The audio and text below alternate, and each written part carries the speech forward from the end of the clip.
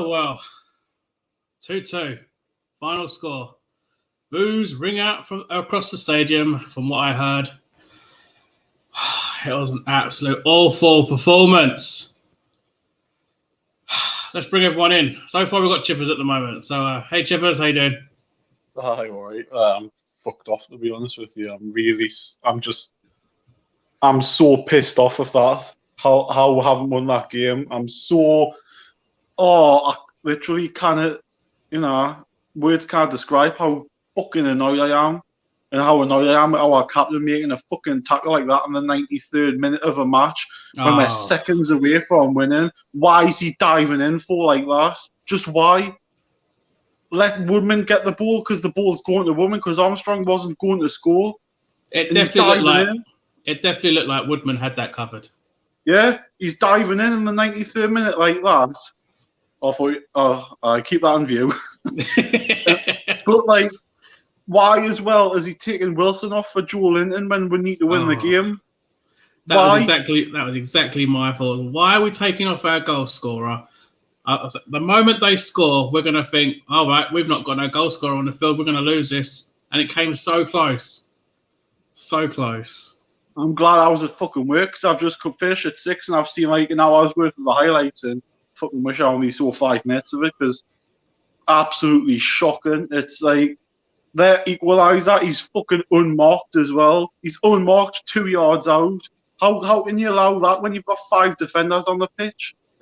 Exactly.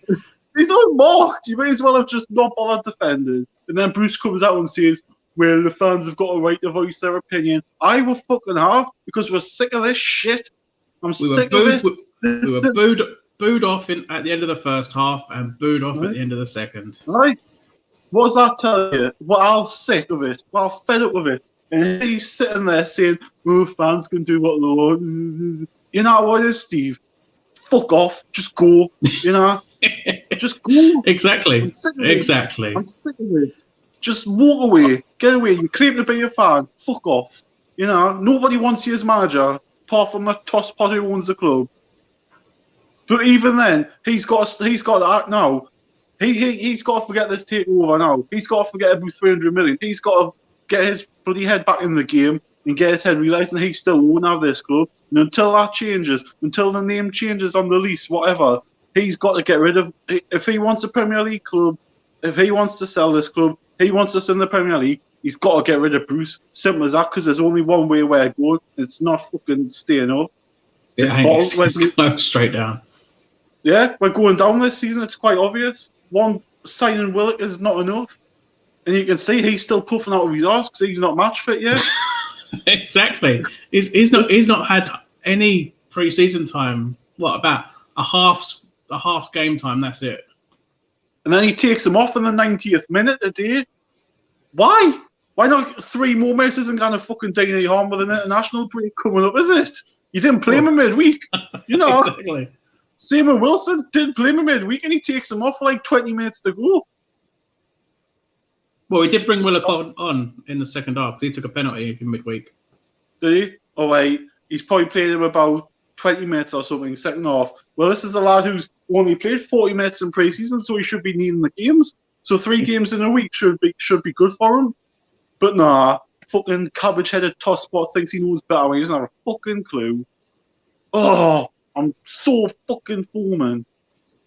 I've seen quite a few people actually slating Woodman again, saying but if you look at that first equaliser, where's the defence? They're not protecting him.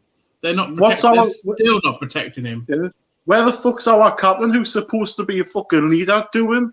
Like I said, what's he doing? Diving in the 93rd fucking minute to give away a stupid penalty, to give VAR something to do. He should have stood Armstrong up and said, go on, stand up. Stand him up. It's not hard. Stand him up and force him away from goal. But no, I'll dive in like a fucking headless idiot and then make him go one-on-one with Woodman. Makes it, gives VAR something to do when they've had nothing else to do all game. And then we'll come away thinking, oh, we've got 3 points. Happy days. Good stuff. Because in 2 weeks' time, I've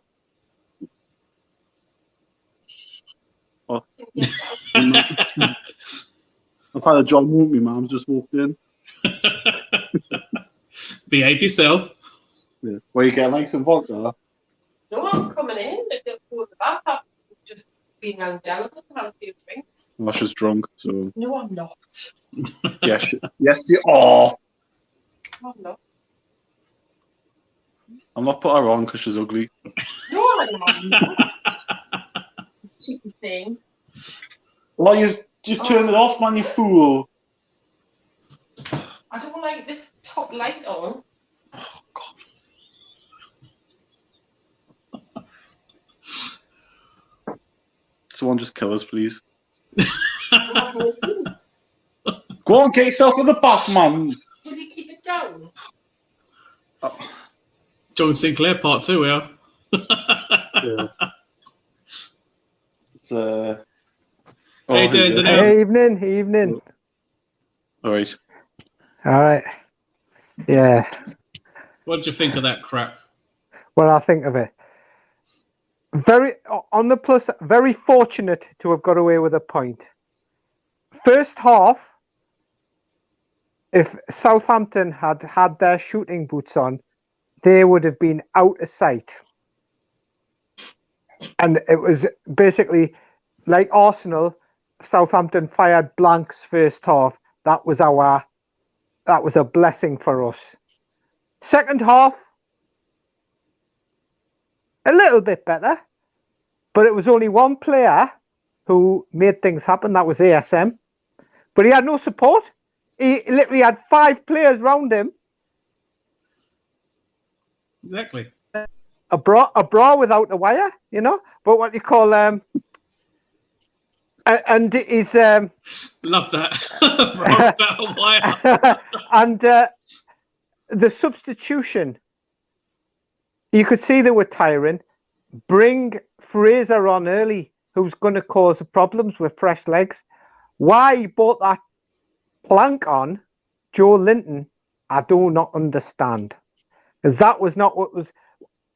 He needed somebody who was going to be direct, and Fraser offers that directness. And another thing, but shocking defending, par for the course. You know, and when the penalty incident, I'm sure Woodman will have come out and said, when he came off his line, he said, leave it, you know, mine or whatever. Why Lascelles stuck his leg out? Never know. But international break coming up. Good time as any to give Brucey's P45. It is, but we know he's still going to stay. He's going to Yeah. I've just dubbed him Mr. Unsackable because there's no way he's getting out. I quite agree. I mean, he's, you know, what, we haven't got a bad bunch of players there, but they're not being used right. Exactly. We've got a good squad worthy of mid-table, but with the right management, we can get there. But with Mr. No Tactics, we're going nowhere. Absolutely. I mean, when we say a good manager gets the best out of what he's got. Yes, there are certain players he'd like. He'd like this player, he'd like that player. But when he has a squad of 20, the 25-man squad that he has, he's got to be able to get them to win football matches and play them in the right positions. I mean, Mickey seemed to be defending loads. He was anonymous again today, mind. He was anonymous. Yeah. I mean, the what was called the call for in the second half. The substitution call should have been right. Mickey off, Fraser on. You know, when you get the ball, go and get up the other end with it. Have a go, am Have a go, yeah. Can I just say as well, like what you've just said? Does a good manager come out and say, well, there's positives after a defeat and then claim we didn't lose on the night when we lost on penalties like we did on Wednesday night? No, Would Sir Bobby Robson have said it after the World Cup in 1990? Well, we did lose to Germany on the night. No, he wouldn't have. He said, a good manager gets respect when he says, right, we weren't good enough today. Wasn't our day, whatever. Leave it at that. Don't start saying, but we didn't lose on the night, because that's just nonsense, absolute tosh. Aye, because we did. I mean, the last time we weren't in the draw the next round, so technically we lost. Exactly. We did. We lost. I know. It doesn't matter if it was on pens. You lost a football match. Simple as that. He mustn't count penalty shootouts as defeats, like. So I mean. But your job, his job, is to get Newcastle setting the team up to win football matches, and he's not doing that. And he needs his P45, and he needs gone. Simple as that. Because come 2 weeks' time, when we play his beloved Man United, we are going to get spanked like naughty school children. Especially now that Ronaldo's returned. Ronaldo's sitting there licking his lips, going, "Ooh, look at that shocking Newcastle defence." Because the thing with, I mean, obviously Ronaldo will be playing through the middle, and he's still going to be a handful, because he's still got those quick feet in that small area, and he's going to do damage, and plus he free kicks. He still can bang free kicks. He's still got it. So he's going to be all this player on the pitch and still make us look absolutely shocking. Exactly. He is absolutely. I mean, as regards Ronaldo, I only had one gripe against him when he winked after Rooney got sent off. But what he's achieved in the game, he's done it through, effort, hard work. Yes, he's arrogant, but Muhammad Ali was arrogant, and he was 3 times world heavyweight champion. If you're the best in the world, you're going to have that little bit of cockiness, arrogance about you. Hey, we don't was arrogant, but he did. Yeah. Well, that's a good example, Chip, as a world record holder in two events. So you can't. But going back to Newcastle, if change doesn't happen, then I'm afraid it's going to be Betfred League next season for us. And let's make no bones about it. Should the unthinkable happen and we get relegated, we are by no means dead certain to get back up again. It is, because it is a tough division. I don't think he'll still be in charge then as well. Yeah, I don't think it's unthinkable now, though. I think it's very thinkable it could happen. Yeah. Oh, yeah. No, I'm with you on that one, Chippers. But I think the only 2 people I don't think it is going to happen is Mike Ashley and Steve Bruce. I think everybody else is.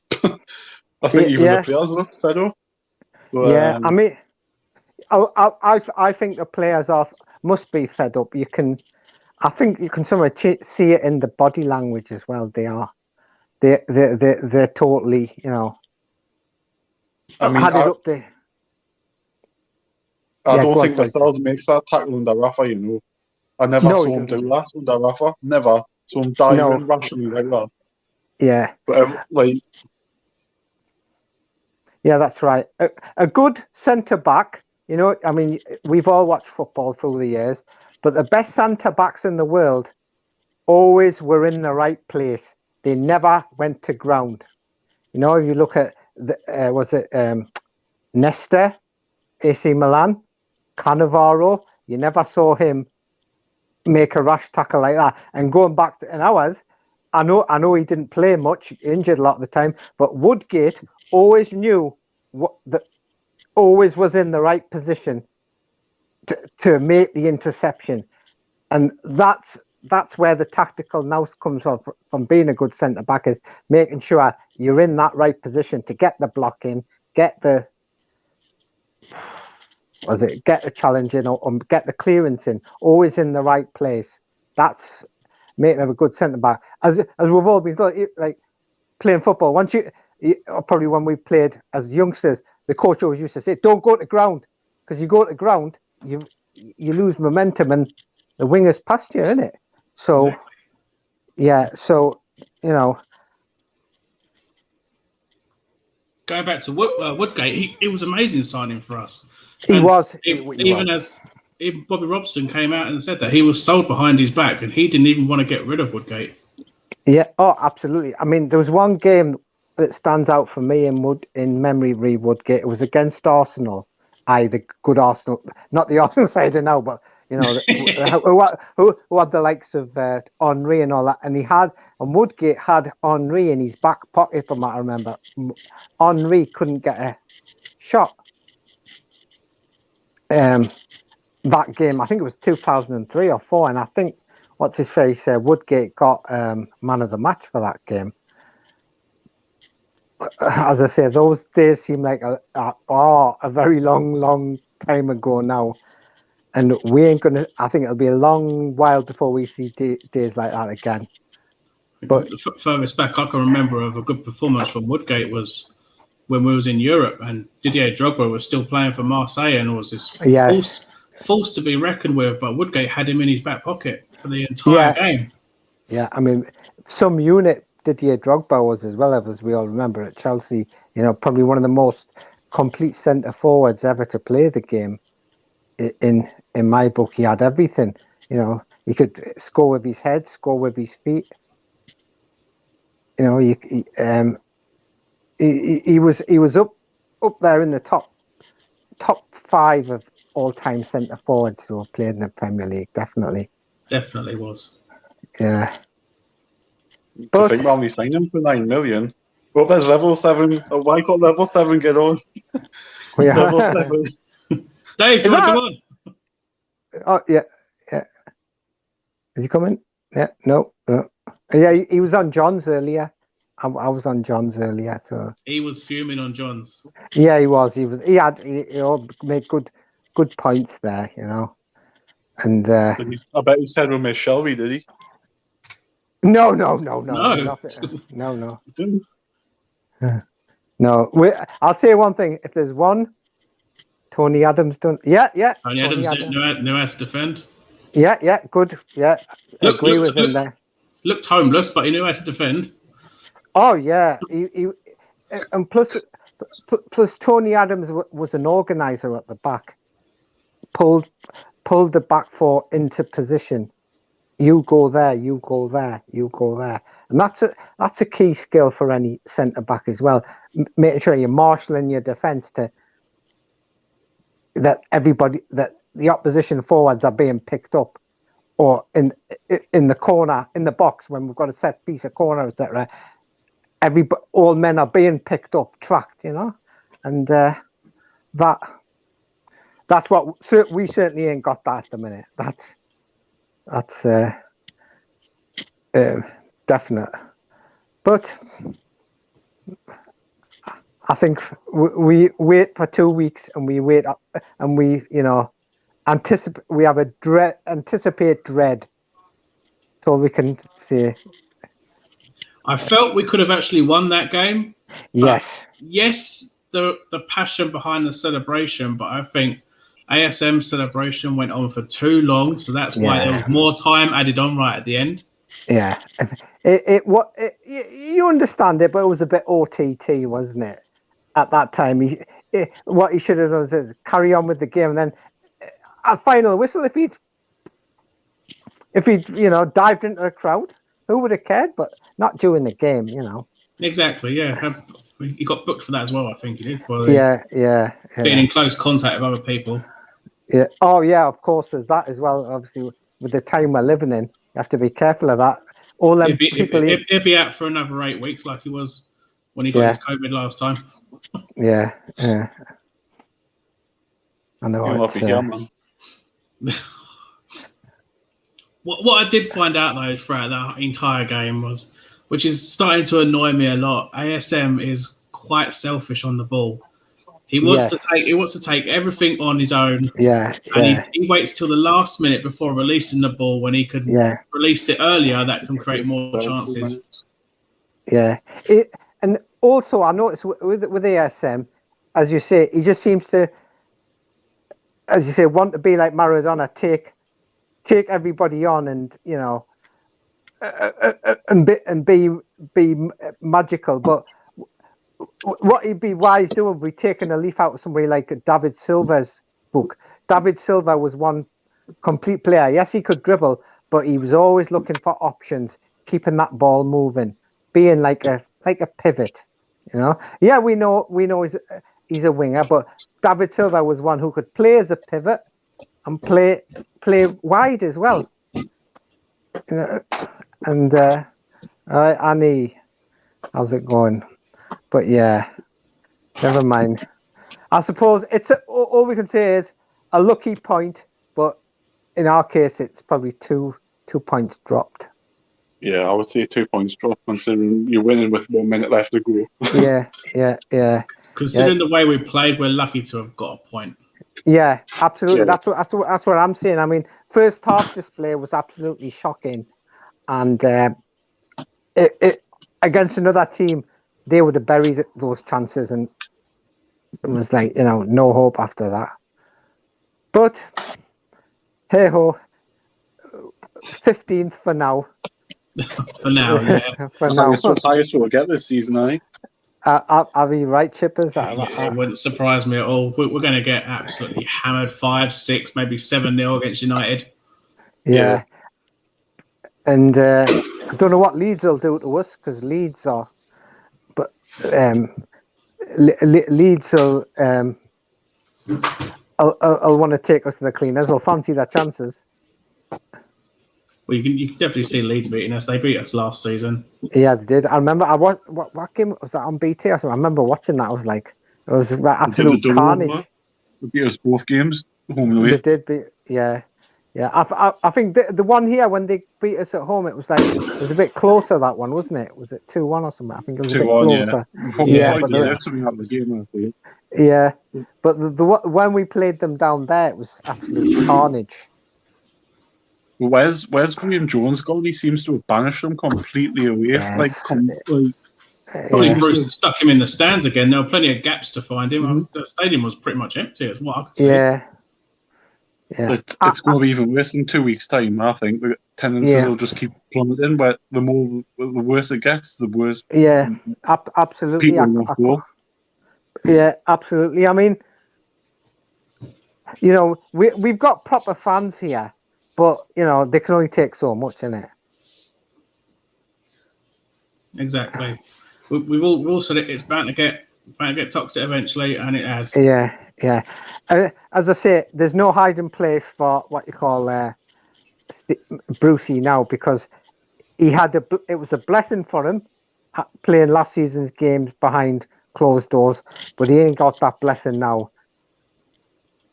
He's had his last drink in Last Chance Saloon, I said, and it's a case of time. Please, it's got to go. Yes, but he won't. That's the thing, because he's got the backing of you know who. And here he is.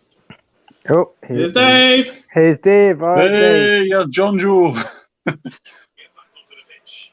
How was the game, Dave? What did you think? Absolutely diabolical. Shit. That's what we are. Absolute shit. 100%. That entire game, we were the first half non-existent. Second half showed a bit of fight, but still non-existent. Yeah. It really boiled me up to see that clown on the fucking touchline. Yeah. What did you think of Lascelles' tackle? Why did he have to do it? Why do it? Woodman had him. Woodman had it covered. Had it covered, yeah. So why make the challenge? Yeah. Communication. Yeah. But poor communication there. doing that. You know, when he saw his keeper off his line, he should have just held back and said, "He's got this." But like, what? 3 games played. 3 games played. 3 penalties given away. Yeah. We're giving away a penalty. Fault. Exactly. Villa, Lascelles. Today, Lascelles. The thing, what will happen is Bruce will come out and say, "Well, we weren't good defensively." Well, what's he gonna do about it? He said for the first 3 games we've not been good defensively, and they've done nothing. Yeah. Obviously, nothing about it because we're still being rubbish defensively. So, what's he gonna do about it for the next 2 weeks? Because we'll be saying this undoubtedly in 2 weeks' time. We'll be going. After our 4 or 5-0 defeat, we'll be going, "Oh well, we're still rubbish defensively." So, what's he been doing for 2 weeks? Yeah, absolutely shit.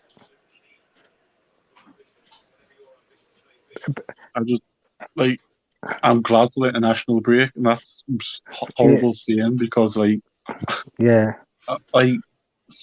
can't take much more. It's only 3 games, but we've still got 35 games of this. 35 games of this. Yeah. Actually went to the game today. All right. But I walked out at half time. Yeah. That's how dreadful we were in the first half. I walked out at half time. I couldn't take any more. We're absolutely awful. Yeah. I mean, Dave, there have been a lot of things. Obviously, I won't have been able to see on the stream that I watched, but you'll have seen things which didn't come across on the TV. That's the maximum penalty. That was a blatant penalty in my eyes from where I was sitting. Yeah. Hang on, didn't you do a live stream with John? No, not the live. No, we went on at the end. At the end, Chip has coming at the end. All right, I didn't see it, so obviously I was at work. So. Yeah, come on at the end. But honestly, it was the first half. I just couldn't watch it, so I just walked. Yeah. £35 a ticket, and I walked at half time. Yeah. Well, think about John Sinclair's got a season ticket. He hasn't even been to a game yet. He hasn't even been yet. And he said his car broke down. I felt like saying, "Well, that sounds like you're not missing much." Like, exactly. He did say he did get a a replacement car, courtesy car, but he didn't want to drive it up. He just got fucking pinched. Yeah, it's probably a good thing he didn't, isn't it? Because he didn't miss much. Here we go. Here's King of the North. Is it Dave? Is it Dave? But the same old every single time. No. Yeah. Is he? Where's he? Oh.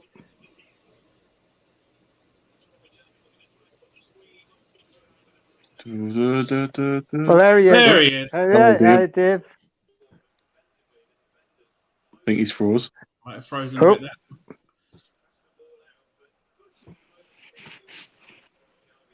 Yeah, I think he's froze. We were absolutely dreadful. The first 45 minutes, we were dreadful. Yeah. Do you know, on the highlights I've seen, I thought we were dreadful for the majority of the game. Again. We've just been lucky we've got 2 people like ESM and Wilson at the other end of the pitch. I didn't see much of the second half until I got home. Yeah. Probably missed it. Yeah. We were 1-0 up when I got home. Yeah. So I don't know who scored. Wilson. Yeah. Wilson got the first one, and then ASM got the second one. Yeah. But the sort of over-egged it a bit. Oh, here's Annie. There's Annie. I knew he had if he sees Bruce in tonight, then you're putting him in that penalty box, mind. Yeah.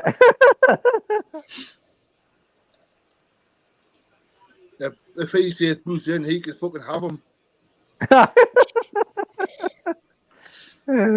Don't think he'll want him now. They had a win, yeah, they got a win. Yeah, good win. Did the other team turn up like?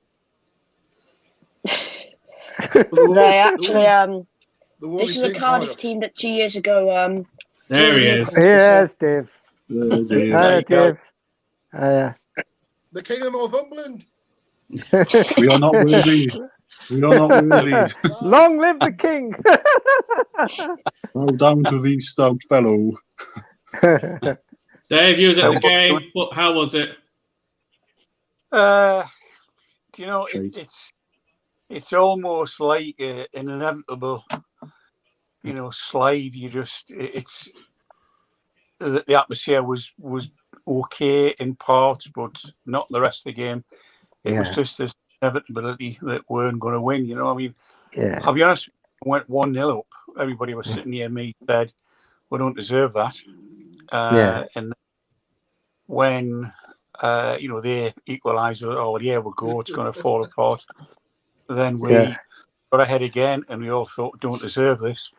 But, you just get this stupid penalty at the end, which, yes, it was a penalty. I mean, I first view, and I thought that's not a penalty. I've seen it since, and I go, it was.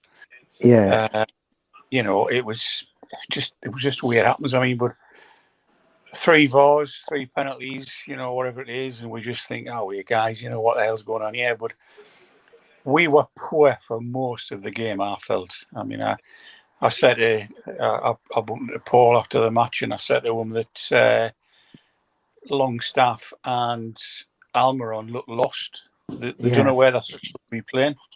And the daft. I don't know why he plays. Sorry, I don't know why he plays Almiron in centre midfield. I really don't. I don't get that at all. No, I mean, you're not wrong, David. I mean, it was just.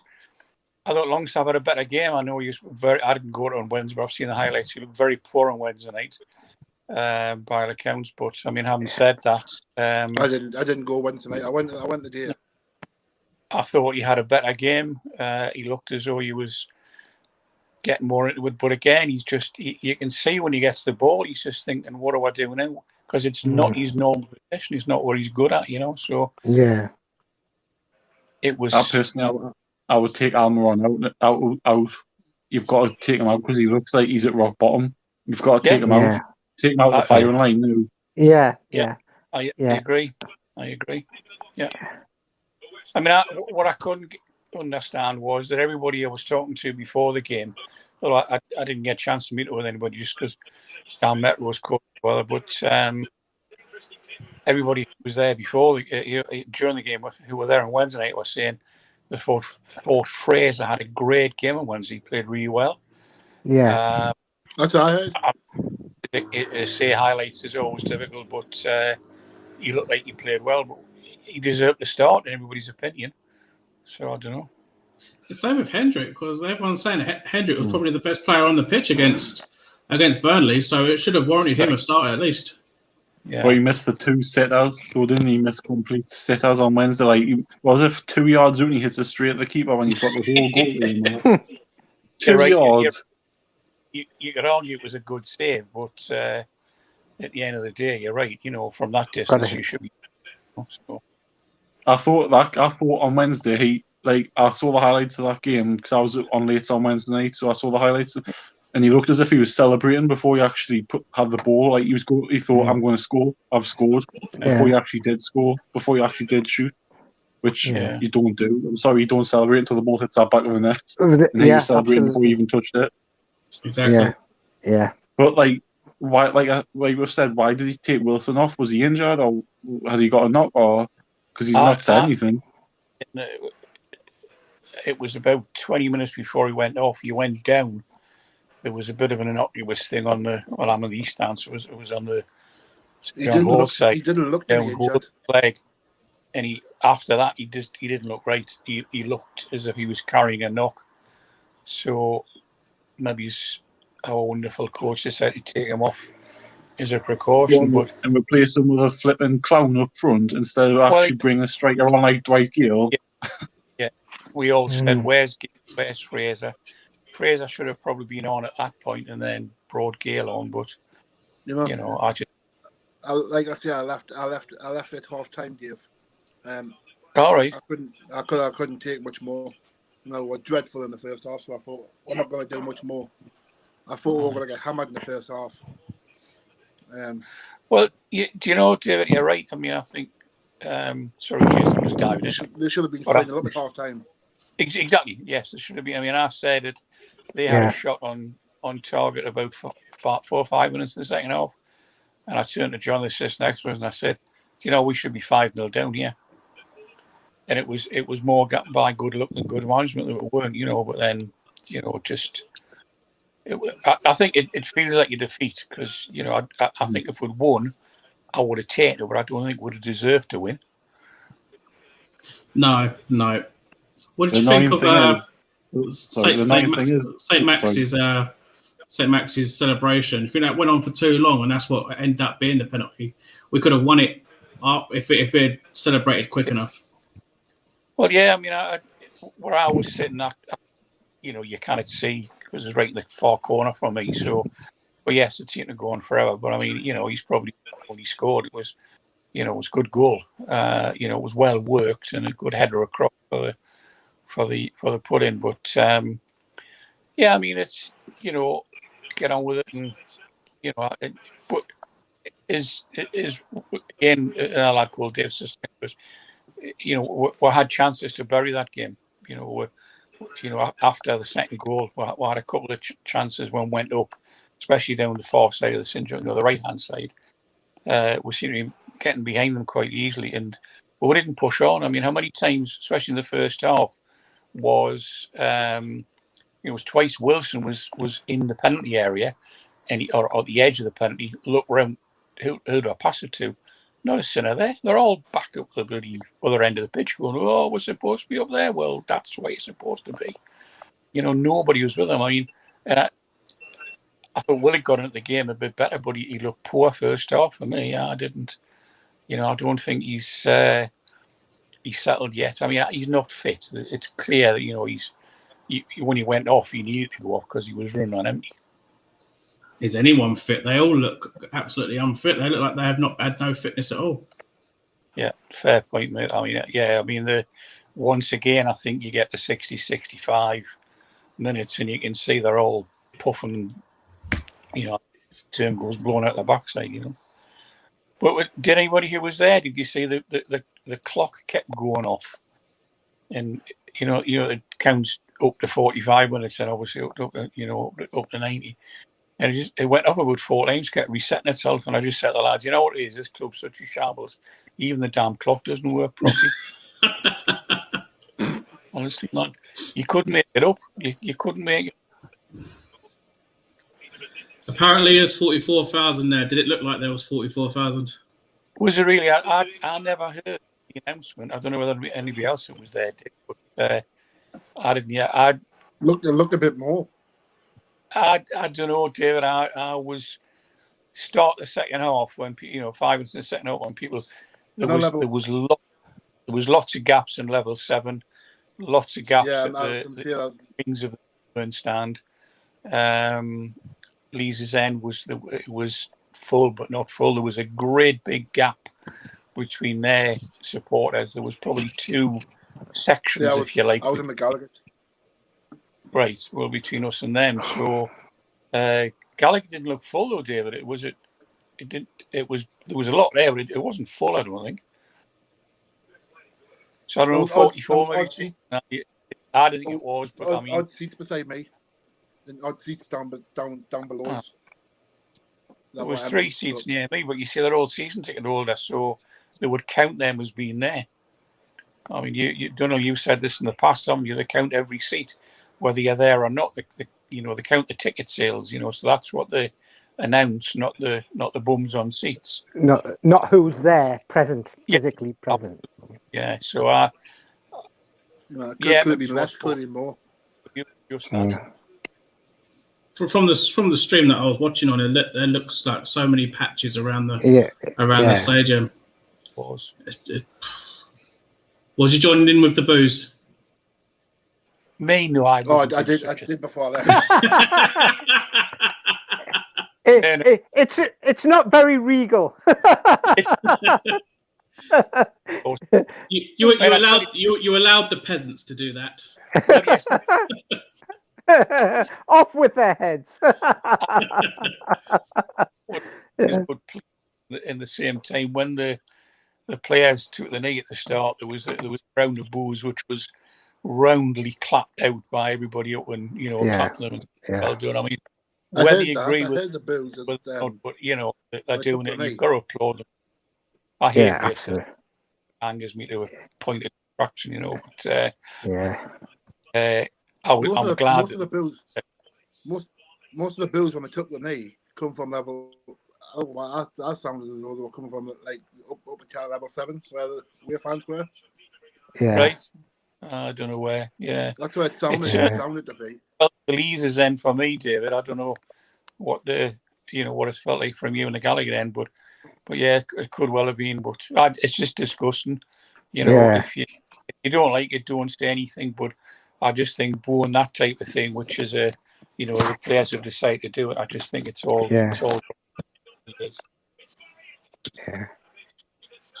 even you're not going to be bubbly tonight. I know there was a couple of people. There was a couple of people below me. They booed when they were taking the knee, and I turned around and I said, "What's the point in that?" Yeah, exactly. And all I got was, well, why are they doing it? Why are they doing it? I think what? They're trying to take out racism out of the game, and you're booing it. Exactly.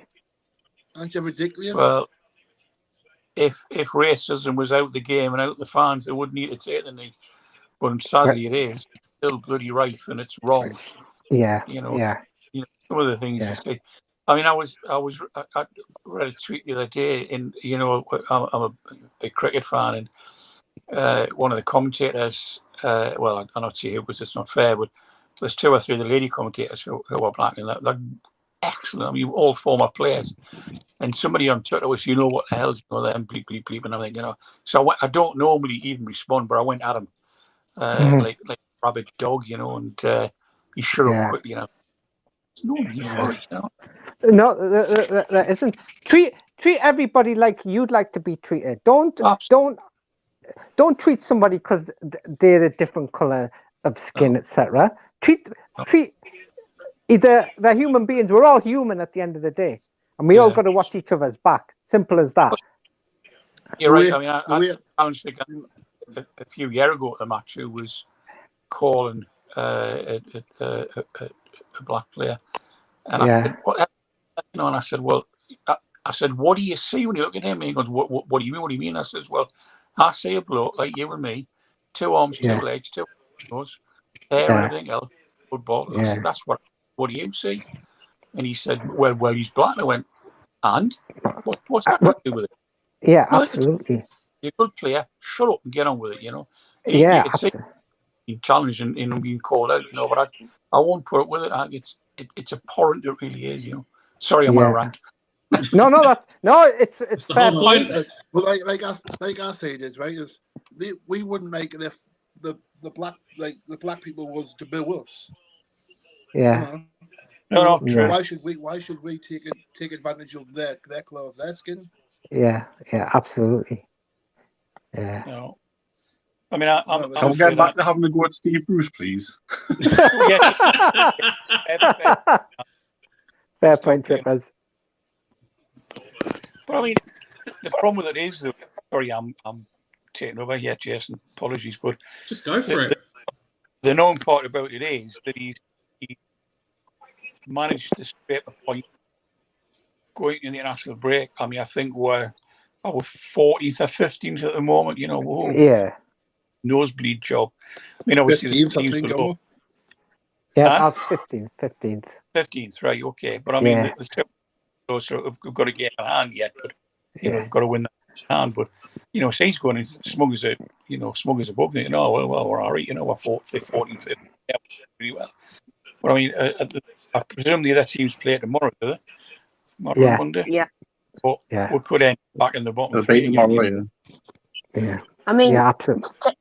The table at the moment doesn't really matter. It starts to matter 10, 12, 15 games. That's when you start to worry or start, being positive. 3 or 4 games in. I'd just ignore the league. I'd just ignore the position of the table at the moment. I'd worry more about performances. Why are you laughing? Why the hell are you both laughing? We can't, Annie, because we're not going to be any higher than this season. That's unfortunately realistic. There's so many other teams better than us. I couldn't agree more with you, Annie. You're absolutely right that we should ignore it. But I think the problem is that, like of us, me especially, who've bought them since 1970 something. It's just, and you're right about, it's the performances. Yeah. And so rubbish. They really have been rubbish. And you're absolutely right, Annie. I mean, we should ignore the table. I mean, one thing they didn't even do the table till about the 5th or 6th game. I mean, when I were a lad, probably when I was your age, Annie, were you 15, 16? It was, like you say, it was 7 or 8 games in before the table was produced. Now it's after. That was when teletext was about, wasn't it, David? Yeah, that's right. I remember that. Because even when I was a kid, no. I remember that. CFAX 300. Right. Yeah, man. Oh, yeah. You always used to go on there and check the football scores. Always used to. Text back. I've just been on my phone to talk to Steve Bruce, the Chronicle, gives his verdict on today's game. I bet he doesn't say it was shite. No, he said, he said, we've been hit by a sucker punch by giving like a penalty again in the 3rd game in a row. Well, I'm sorry, Steve, it was a pen. You could say it's 4 games in a row because the other game ended in a penalty shootout. Yeah, absolutely, yeah. What he said after the midweek game, we didn't lose on the night. Well, do you know what, Bunny Lad? We lost on We did. We did, exactly. When did we lose after that? If it was a league match, you're going, okay, it's a point, thanks very much, move on. But it wasn't. It was a winner. Yeah. The thing is, right, Southampton are going to be down there with us this season, and we can't even beat them. So what's that say for the rest of the season? Yeah, right, exactly. You're right there. Yeah. I mean, last year said that there was probably 5 teams who were amazingly worse than us. And he said that. Yeah. And you're probably right. There was several teams not as good as us. But this year, I don't think there is because everybody. We haven't. We've stood still. And the daft sod. Let's have a go at him again. He said, I can't believe people are saying we're worse off than we were last year. Well, hang on. We're not any better. Well, we're not any better. We've got, players like Dubravka out, so we are worse off at the moment. Yeah. Like when like half time, I'm watching when we were booing Steve Bruce. This guy beside me goes, oh, well, what are you booing for? And it's 0-0. And you're watching the same game as I'm watching. And we just performed terrible. And you're telling me not to boo. David Rees sat on the touchline next to Bruce Lee.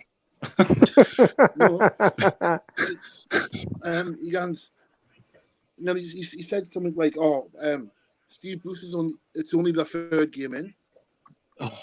I'm going, but no, you've got to judge. You've got to judge from last season as well. He's had last season. Yeah. So 2 years. And we didn't do nothing.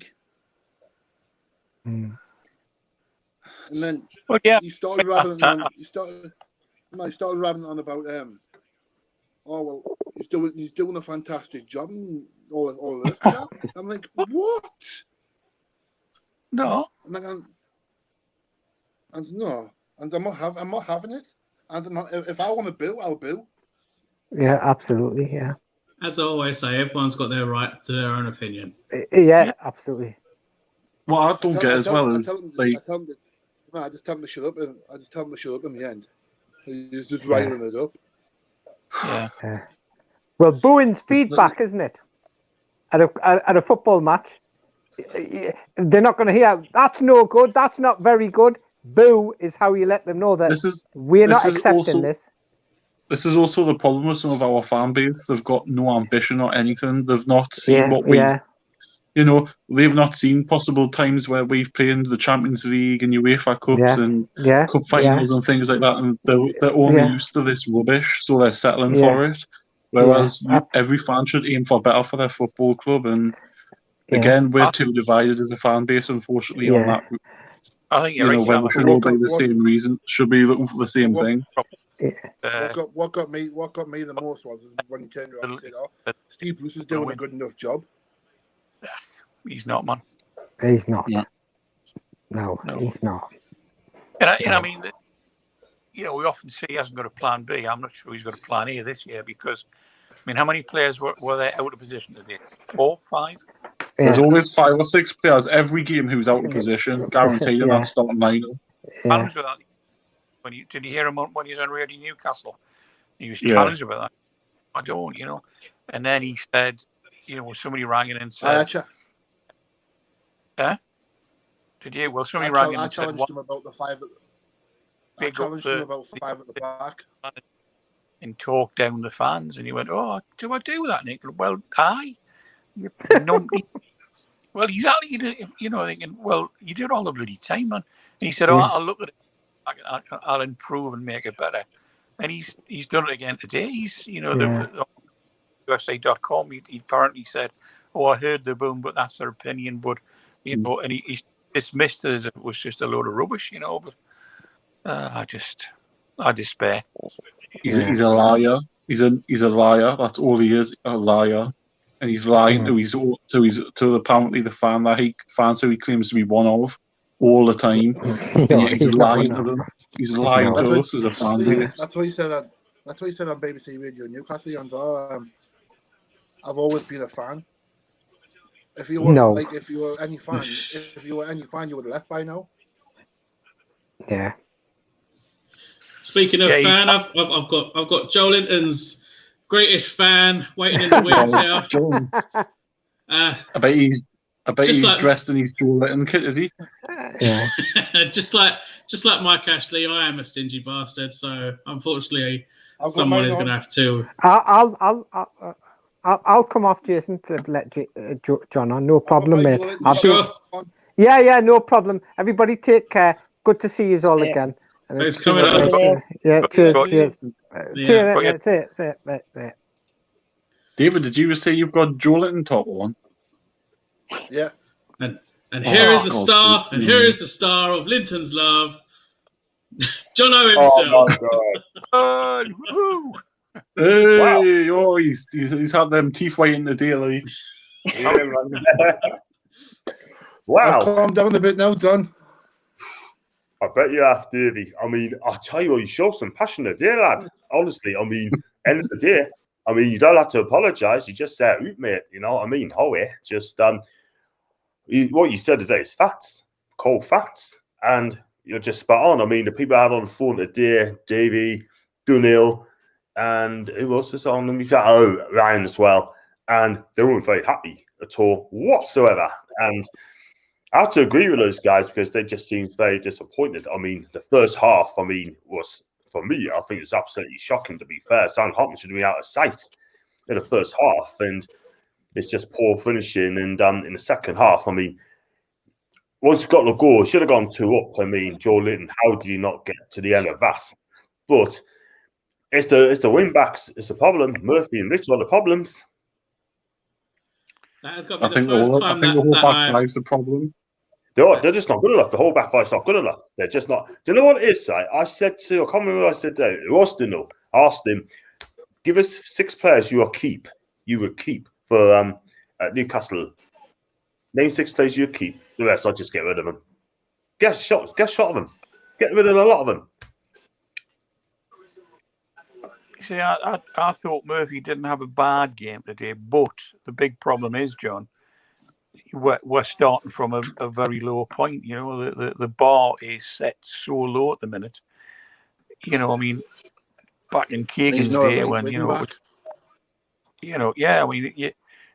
bar was set so high, and if you didn't play exceptionally well, you were out because he didn't stand for anything else other than 100% commitment. The thing is as well.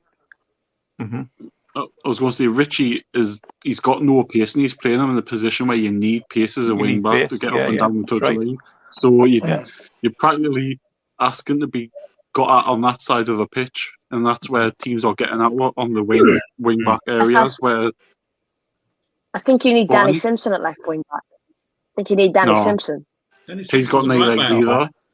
Yeah. So he's doing a Steve Bruce playing players out of position. I'll have him in the back. I think he's doing a Steve Bruce, man. This is the thing. I mean, you just said about raising your bar so low, David. We're in the Newcastle Football Club. We're supposed to be a big club. Yeah? Absolutely. Yeah. You know what I mean? I'm not being funny, right? You can't say things like, oh, set the bar so low, like Juventus and Atalanta or Inter Milan and all those teams there. I've got to say Didn't take long for the Italian talk, though. That didn't take long. You were losing, by the way. Yeah, to Empoli. Oh. Empoli. I was rooting for Empoli. Unbelievable. But Just listen, who's now the manager of Juventus? Say again. Who's now the manager of Juventus? Max Allegri. Allegri, you went back. Can we have him? I would love Allegri. Oh yeah, he's already. I'd rather have a tramp off the street corner and Steve Bruce, man. I thought it was Sarri Ball. Who would you rather have, David? The bar down, right? I mean, we are Newcastle Football Club, first and foremost, right? But at the end of the day, like I said, I'll keep 6 players at the club. The rest of us just get rid of them. Just get them out. Get them out, yeah? I'm not sure I could find 6 to keep, John. Well, that's all you can do. I mean, the fact is, right, they're just not good enough for this team. They're not. No, yeah, that's what I mean, but it's such a low bar because we are just not. The team's just not good enough in depth, and you're absolutely right what you're saying. That we are Newcastle. We should expect better than we're getting. But I mean, there's nobody coming in, is there? I mean, can we see anybody? Nope. Not a chance. Because the club has admitted they got absolutely no money at all whatsoever. So that's me. They're going to put 4 keepers in the 25 squad. Yeah, and it's just. And another thing is, and I said this before. If you go back 5 years ago, John Cheshire and Isaac Hidden would have hold and rolled of 2 sitting midfield last week and 4-2-3-1. Fast forward 5 years, they're still here. Why? Can someone tell us why they're still here? They aren't good enough. I mean, Isaac Hayden's okay. Yeah, I think he's a good, decent player. But I look at that squad today, right? The 3 midfielders they had today, there's no creativity in the midfield. And his little bear. And there's no creativity, no destroyer in the midfield like a Chet Doherty type. No creativity or a young guy, an artist, right? This week. The midfield I would get rid of is 1 is Shelby. Yeah. 2 is probably Sean Longstaff. Because gone backwards. I think he's gone backwards. Do you think Sean Longstaff had a good game today, David? I think he had a better day today. No, I mean, again, it's that. I mean, I wasn't there Wednesday. I didn't watch it, obviously, because I watched the short highlights on NUFC.com. But I thought, I said earlier to the lads, I said to Jason and the lads earlier, I think him and Almiron looked lost in the position they're playing. But I mean, he didn't have a good game, but I don't think he had a bad game. But he's not the player he was to compare with. What does Longstaff offer? He doesn't do anything. He doesn't. What is he supposed to be? A box-to-box midfielder, defensive attack? He doesn't. We don't know what he is. But certainly, you're right. In that position, he offers very little. We're getting rid of one of the better Longstaffs than Matty on loan. I don't understand that. To Aberdeen, though, it should have been somewhere more challenging for him, not Aberdeen. I think you learn a lot at Aberdeen. They've hard produced. They've got some good young coaches up there. I think you learn a lot. I mean, there's 2 or 3 decent players who've come out of Aberdeen over the last few years who have gone there on a year's loan. So I think it'll do them the world of good. But you're absolutely right, Jason. He should have went to a championship side where he would get a much tougher. Hi, Annie. No, we didn't mean tougher either. Championship side. Hello, we're here.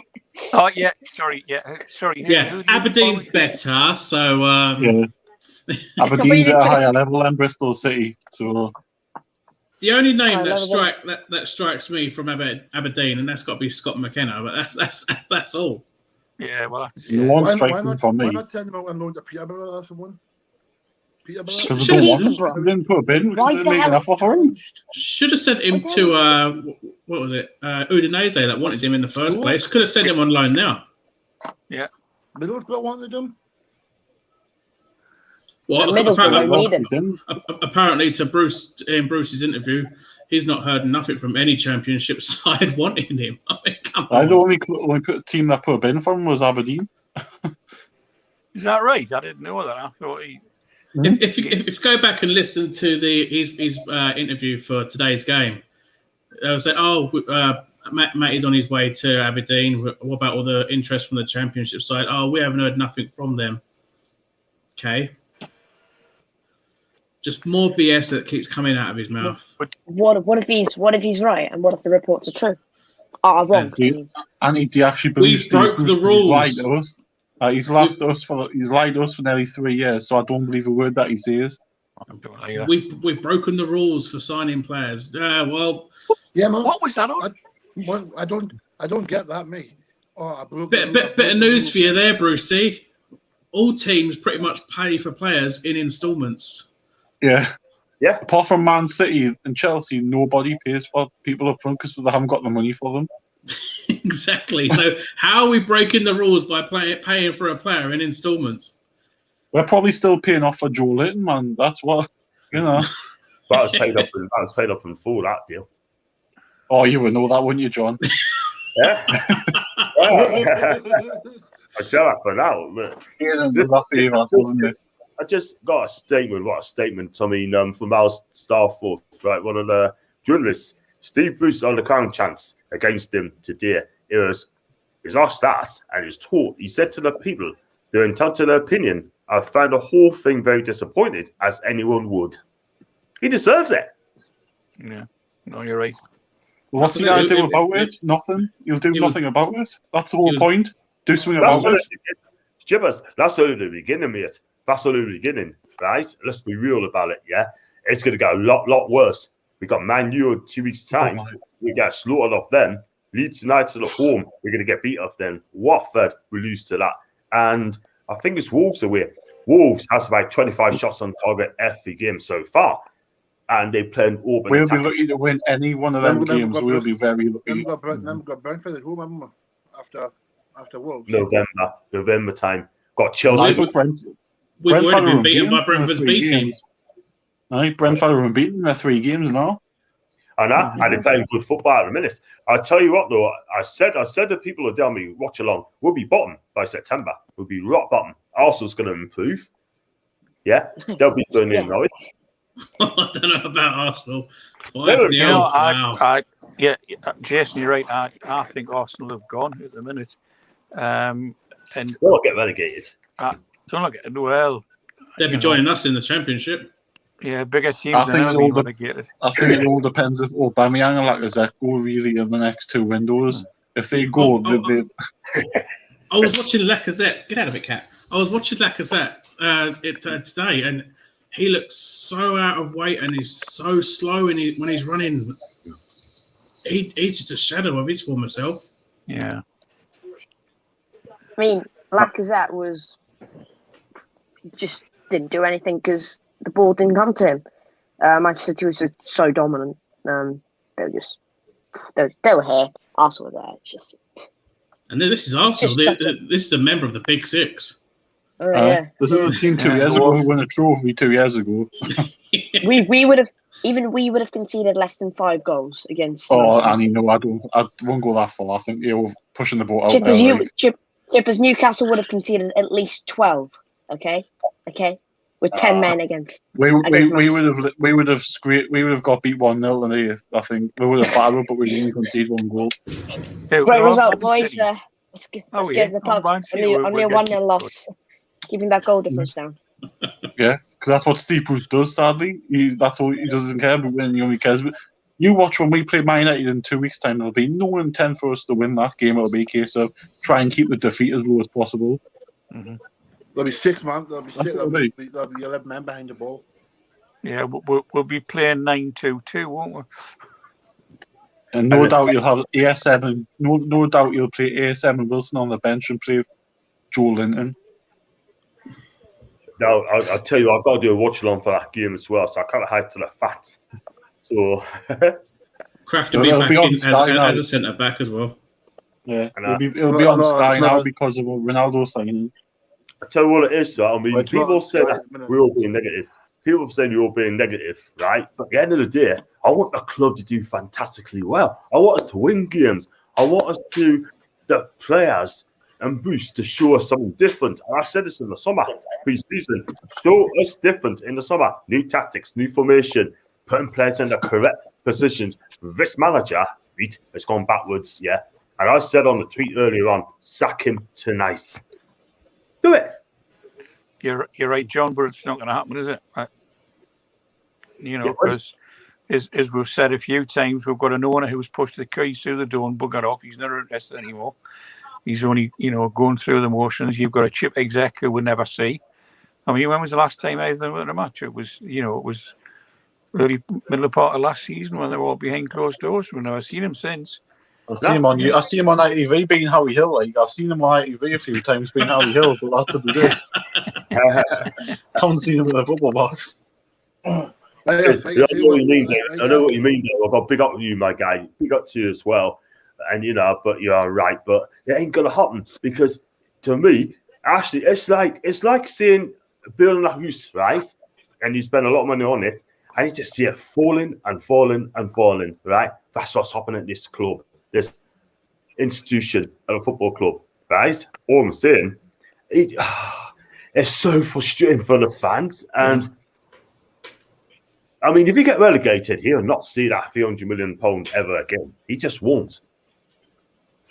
Quite a few today, lads, talking after the match, saying that, obviously with the 3 VAR decisions going against with, the usual Premier League corrupt, it's all Masters and Hopman's fault. But quite a few are saying that, I mean, yeah, we'll have, but that's what people say. But quite a few are saying that the hope, Premier League, I hope we get relegated so that they can wash their hands of any potential takeover, whether it's going to happen or not. Of course, that's a debate for another night. But that then it'll be down to the EPL the AFL to decide whether the takeover can go ahead. And I don't know, but I mean, as we all said, John said, you said on one of your shows, you've just said he'll not get his 340 million quid if we get relegated. He'll be looking to get half of that, and he'll not want to do that. He'll still want his pound of flesh. I don't even think we're worth £300 million, to be honest with you. We're not.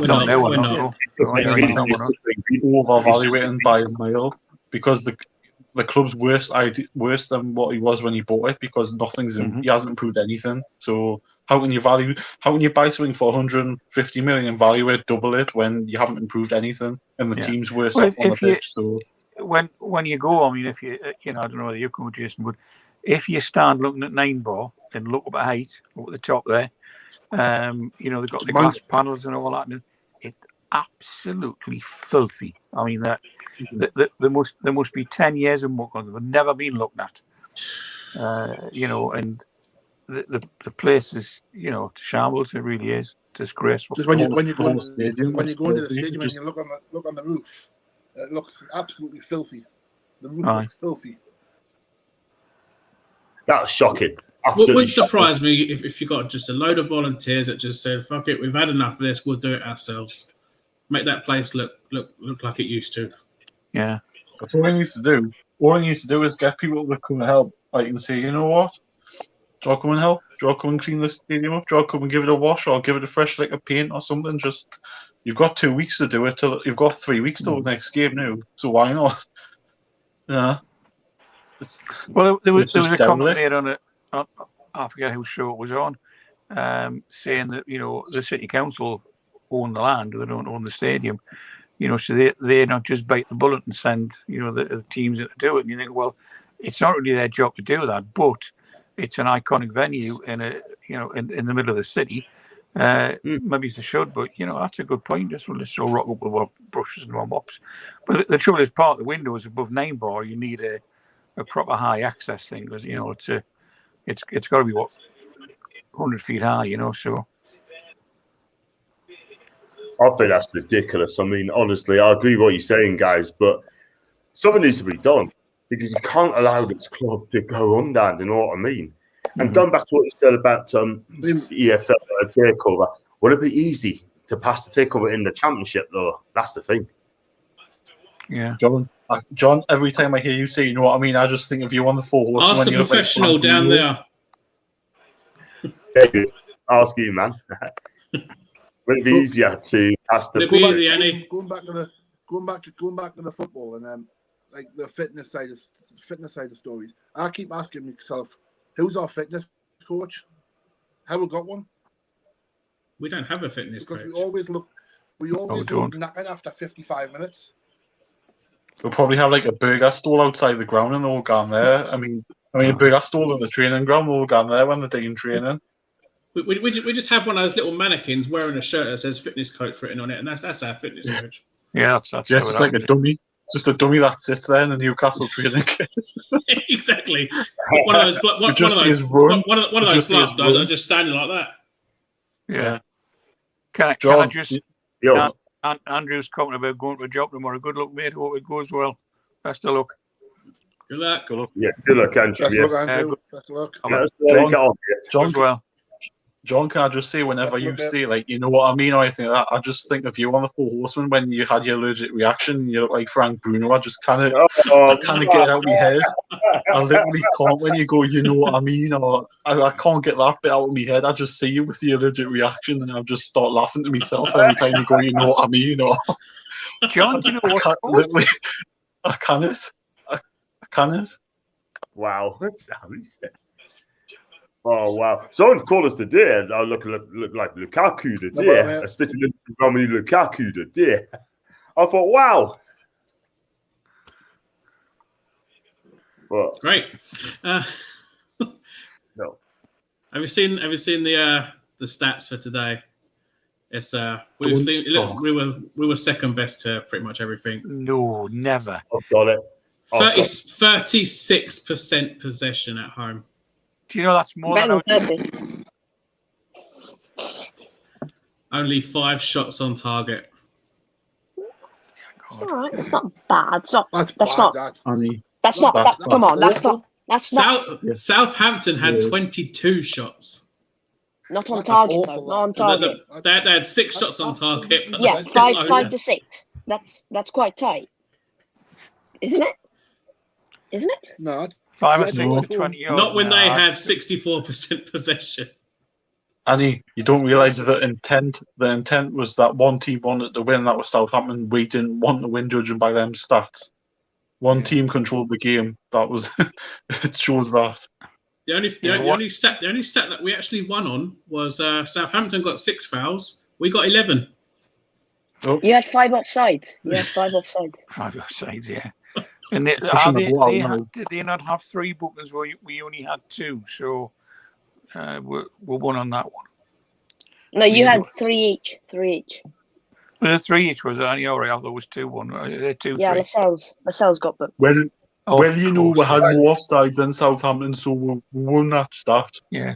I got the first half. You know where you know.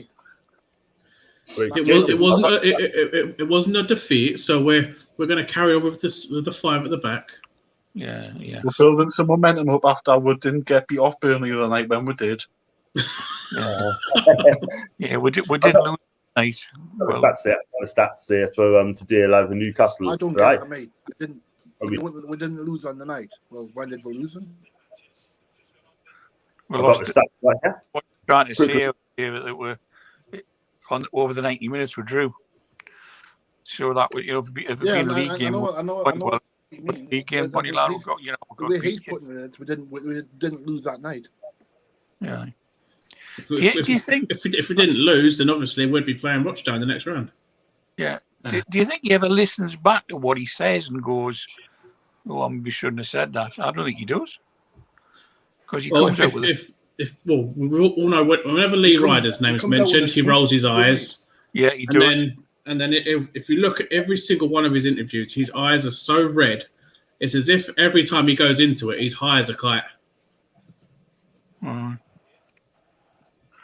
Yeah, there's still quite a few banned, isn't there? Go on, John. I was going to give you the stats as well, sort of thing. Like, I mean, I found it on Tyler Holly Blades, right? I mean, 10 shots on goal, Southampton 22. That's 10 shots in total, yeah? 5 on target, right? 35% possessions, okay? 277 passes to 512 Southampton, right? 68 pass accuracy, right? 3 bookings, 5 offsides, 4 corners, right? Now, the passing worries us, yeah? 277 at home. The passes, shocking. Absolutely shocking. That tells us everything you know. We're not a passing team. Yeah? We're not a passing team. We are a defensive team. And at home, with 30% of the possession at home, I thought it's absolutely shocking for this football club, you know? That's down to the manager. Yeah. You're not wrong at all. He needs to go. He needs to go. The problem is now all managers as well are proactive and reactive managers that can change things during a game and in the game. Steve Bruce can't do any of it. He can't change tactics on nothing. As Peter says, Nick Grantham, strength and conditioning and sports science consultant of Newcastle. Well, I thought he was Christine here. I've never even heard that name, so. Sounds like something off Inspector Morse or something, doesn't he?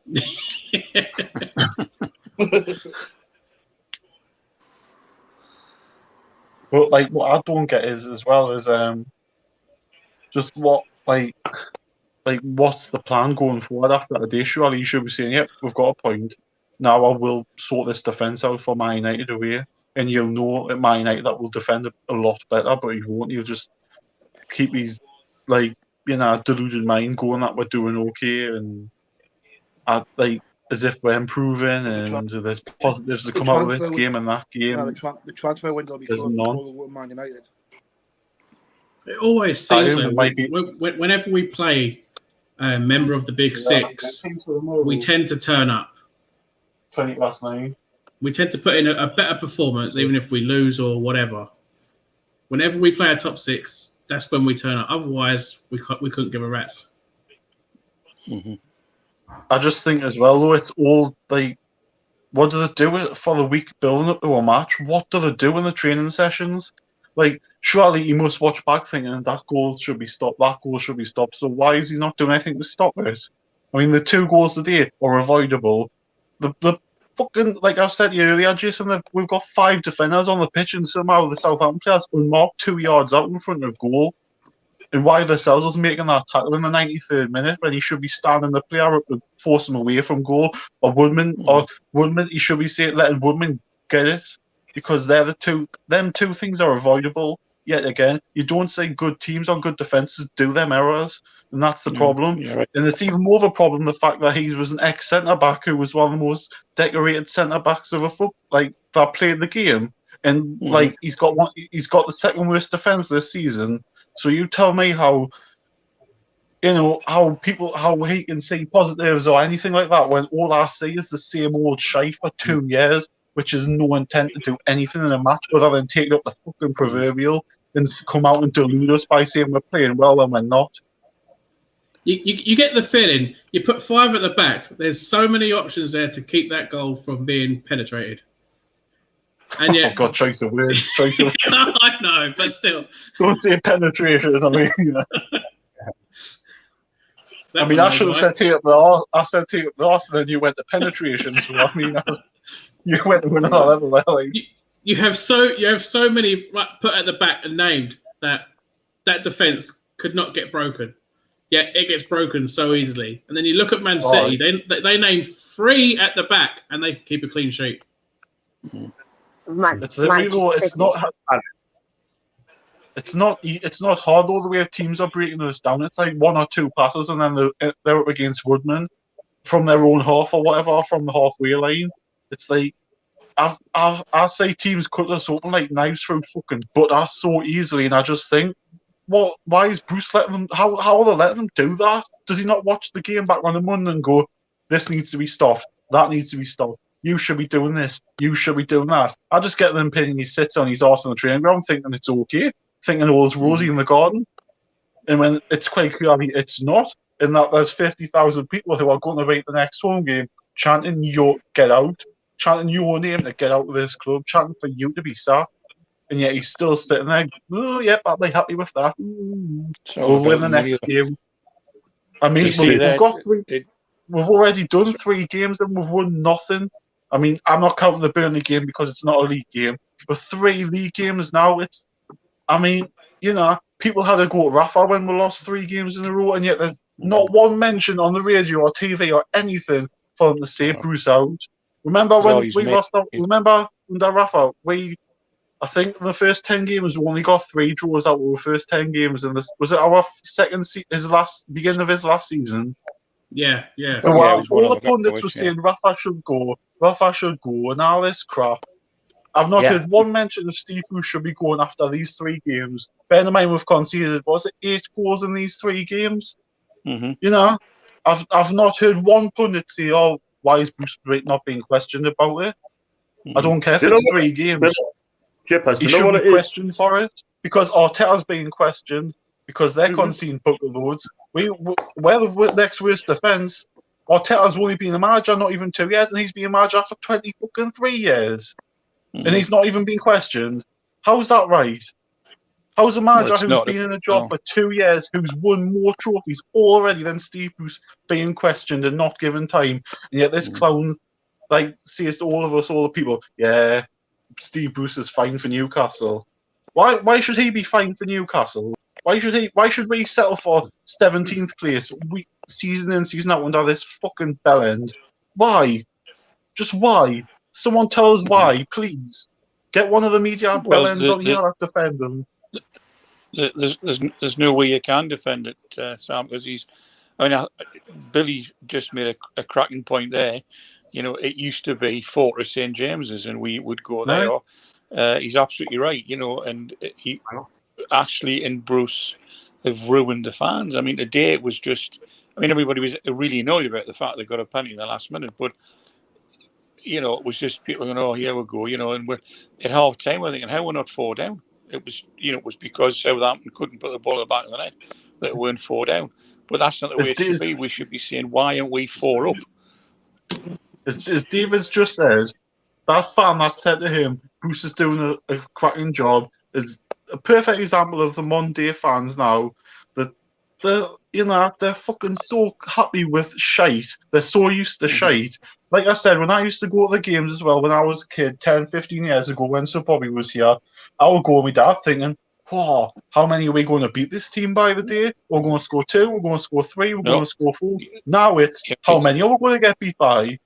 Exactly. It's completely flipped. Tell us, no wonder people don't want to go. Like, why would you want to go and hope, think of how many games we're going to get beat by? It's like, when Man City come, why would you want to go and watch us get tanked 4 or 5-0 for? Yeah. I couldn't do it. I couldn't face going there knowing we were going to get beat. It's like today, I predicted a draw the day, but that draw feels like a defeat because of the manner of the way we conceded that. No, you're right. You're right. We may as well have lost the game for all I'm concerned because that's what it feels like. I used to go through the fixture list, Keegan days and Robson days, and it was literally win, win, win, win, win. Yeah, we might draw that one. Win, win, win. Tough game. Take a draw. We might get beat. Whatever. Win, win, win, win, win. And you just think, that's what. And it was. That's what you used to do. Now you're looking at the lower teams. Norwich. They're going, oh bloody hell, we scrape a draw there. That's no way for us to go on. And you're right. You're saying, Sam, that the way we've played the last few years, we've just. I keep saying there's just resigned inevitability that we're not going to play well, and I don't think people are fed up with that. It's just going through the motions, and I think a lot of it is that there's a number like me are on the 10-year deal, And you know, the lads were saying today, are you going to renew next year? And well, we'll start to pay for it. But when the 10-year deal goes, you know, my season ticket will go up a hell of a bloody lot, even though I'm a pensioner. And I'll just think, you know what, I've got better things to do with that 600 quid. Do you know what it is, John? Why on earth did you get a season ticket? Why on earth did you get one? Just so you can nail it to the wall. I was on a 10-year one as well, man. Both of them were 10-year expired. Jesus, when it came through the door, I thought, wow, I couldn't believe I got a season ticket. At first, I thought someone got it first, and then I realised I got 1 year left on the 10-year deal. But Chippers and David, going back to what you said, guys, right, about from the fixtures when we had Bobby Robson as manager, and not only that, we play football, right? And we give it a real go, home and away. Yeah, that's what Sir Bobby wants us to do. Go out there, give it a real go, right? If you get beat, we give it a right go. I'll give you an example, right? We went 3-1 down against Leeds United back in 2001, December. 3-1 down against Leeds. Half an hour ago, right? Everyone's saying, we're not come back from this, we're not come back for this. But guess what? We didn't give up. We did not give up. Top of the league when we won. Top of the fucking league when we won that at Christmas. And look now, right? What our manager does now, with 20 minutes or half an hour to go, he takes off and accepts the defeat. He accepts we're getting beat with plenty of time. He tries. It's damage limitation. Yeah. Do you know what else annoys me as well? Is in the first half, like I said, like first half, he was smiling. Like we said with Robson's teams and that. I counted one season where we lost 3 games at home. 3 games out of, was it 18 or 19 you play at home in the league? Yeah. Now we lose about 10 games on average at home a season. 10. You know? It's absolutely ridiculous. It's like when you need to win your home games to stay up. Oh, yeah, we'll just lose 10 home games in a season. It's not on. I couldn't give a shit who we play. We should be at home and having a go against most teams. Fair enough, the likes of the so-called Big Six are teams that we can't compete with, but I still want to say we'll give them a fucking game. I still want to see Pep Guardiola and Jurgen Klopp come and go, yeah, we won, but you know what? Next season when we come, we're going to have to perform a hell of a lot better than this season. We're going to have to roll the sleeves up a hell of a lot more. We're going to have to perform a lot more so that when we come back next season, we know we have to perform a lot better. Because, you know, but they don't. Like, our best game last season could have been the Man City at home when we lost 4-3 because we gave them a bit of a game. Although, they had a weakened squad. But we gave them some... Yeah, but we gave them something to think about. But, like... I didn't say that today. I didn't say that last week. I didn't say that again in midweek. I don't see us making teams scared to come here anymore, scared to play with. I just see Ronaldo sitting there probably at home wanking his cock thinking, I can't wait to play these. I can't wait to score a hat-trick. You know? Because that's what he'll be doing. He'll be so fucking buzzing to play us next week in 2 weeks' time. Because he knows he's going to score. Exactly. No, we all know he's going to score. That's the problem. Yeah. I've got a tweet off Dan Keane. Just quickly, guys. Got a tweet off Dan Keane, right? I don't know if any guys see it, right? But I'm going to read it out, yeah? He said on a tweet about 8 o'clock, having been to St. James's Park for a couple of years, and sad to say, the atmosphere is gone. The way fans chant is like a library in here. Football from NUFC was diabolical. Why must we accept 30-odd possession at home? Dan, he is absolutely right. Yeah, he is. He's right. He's on the money. It's like a library. Do you know what I mean? We used to be so... Teams caught to St. James's used to be scared. I don't fancy this. I don't fancy that. Going back to the Robson years, they come here. We're going to... I don't think I fancy this in front of the fans sort of thing. You know what I mean? They come at you. We terrified them. Okay? Remember the Man U game? We beat them 3-0. 4-3. 5-0. Right? We never get those days back again. Never. Because you know why? Because we've got Steve Bruce as manager. Yeah? And the players we've got there are not good enough. Yeah? So I think I was lucky enough to grow up in the Bobby Robson era. So to see then that when teams would fear coming to us and they would fear us going to them. And they look at us and think, oh, easy 3 points right there. Yeah. I went to the game when we beat Juventus, man. We beat fucking Juventus at home. Juventus. Now we can't beat We can't beat fucking Southampton.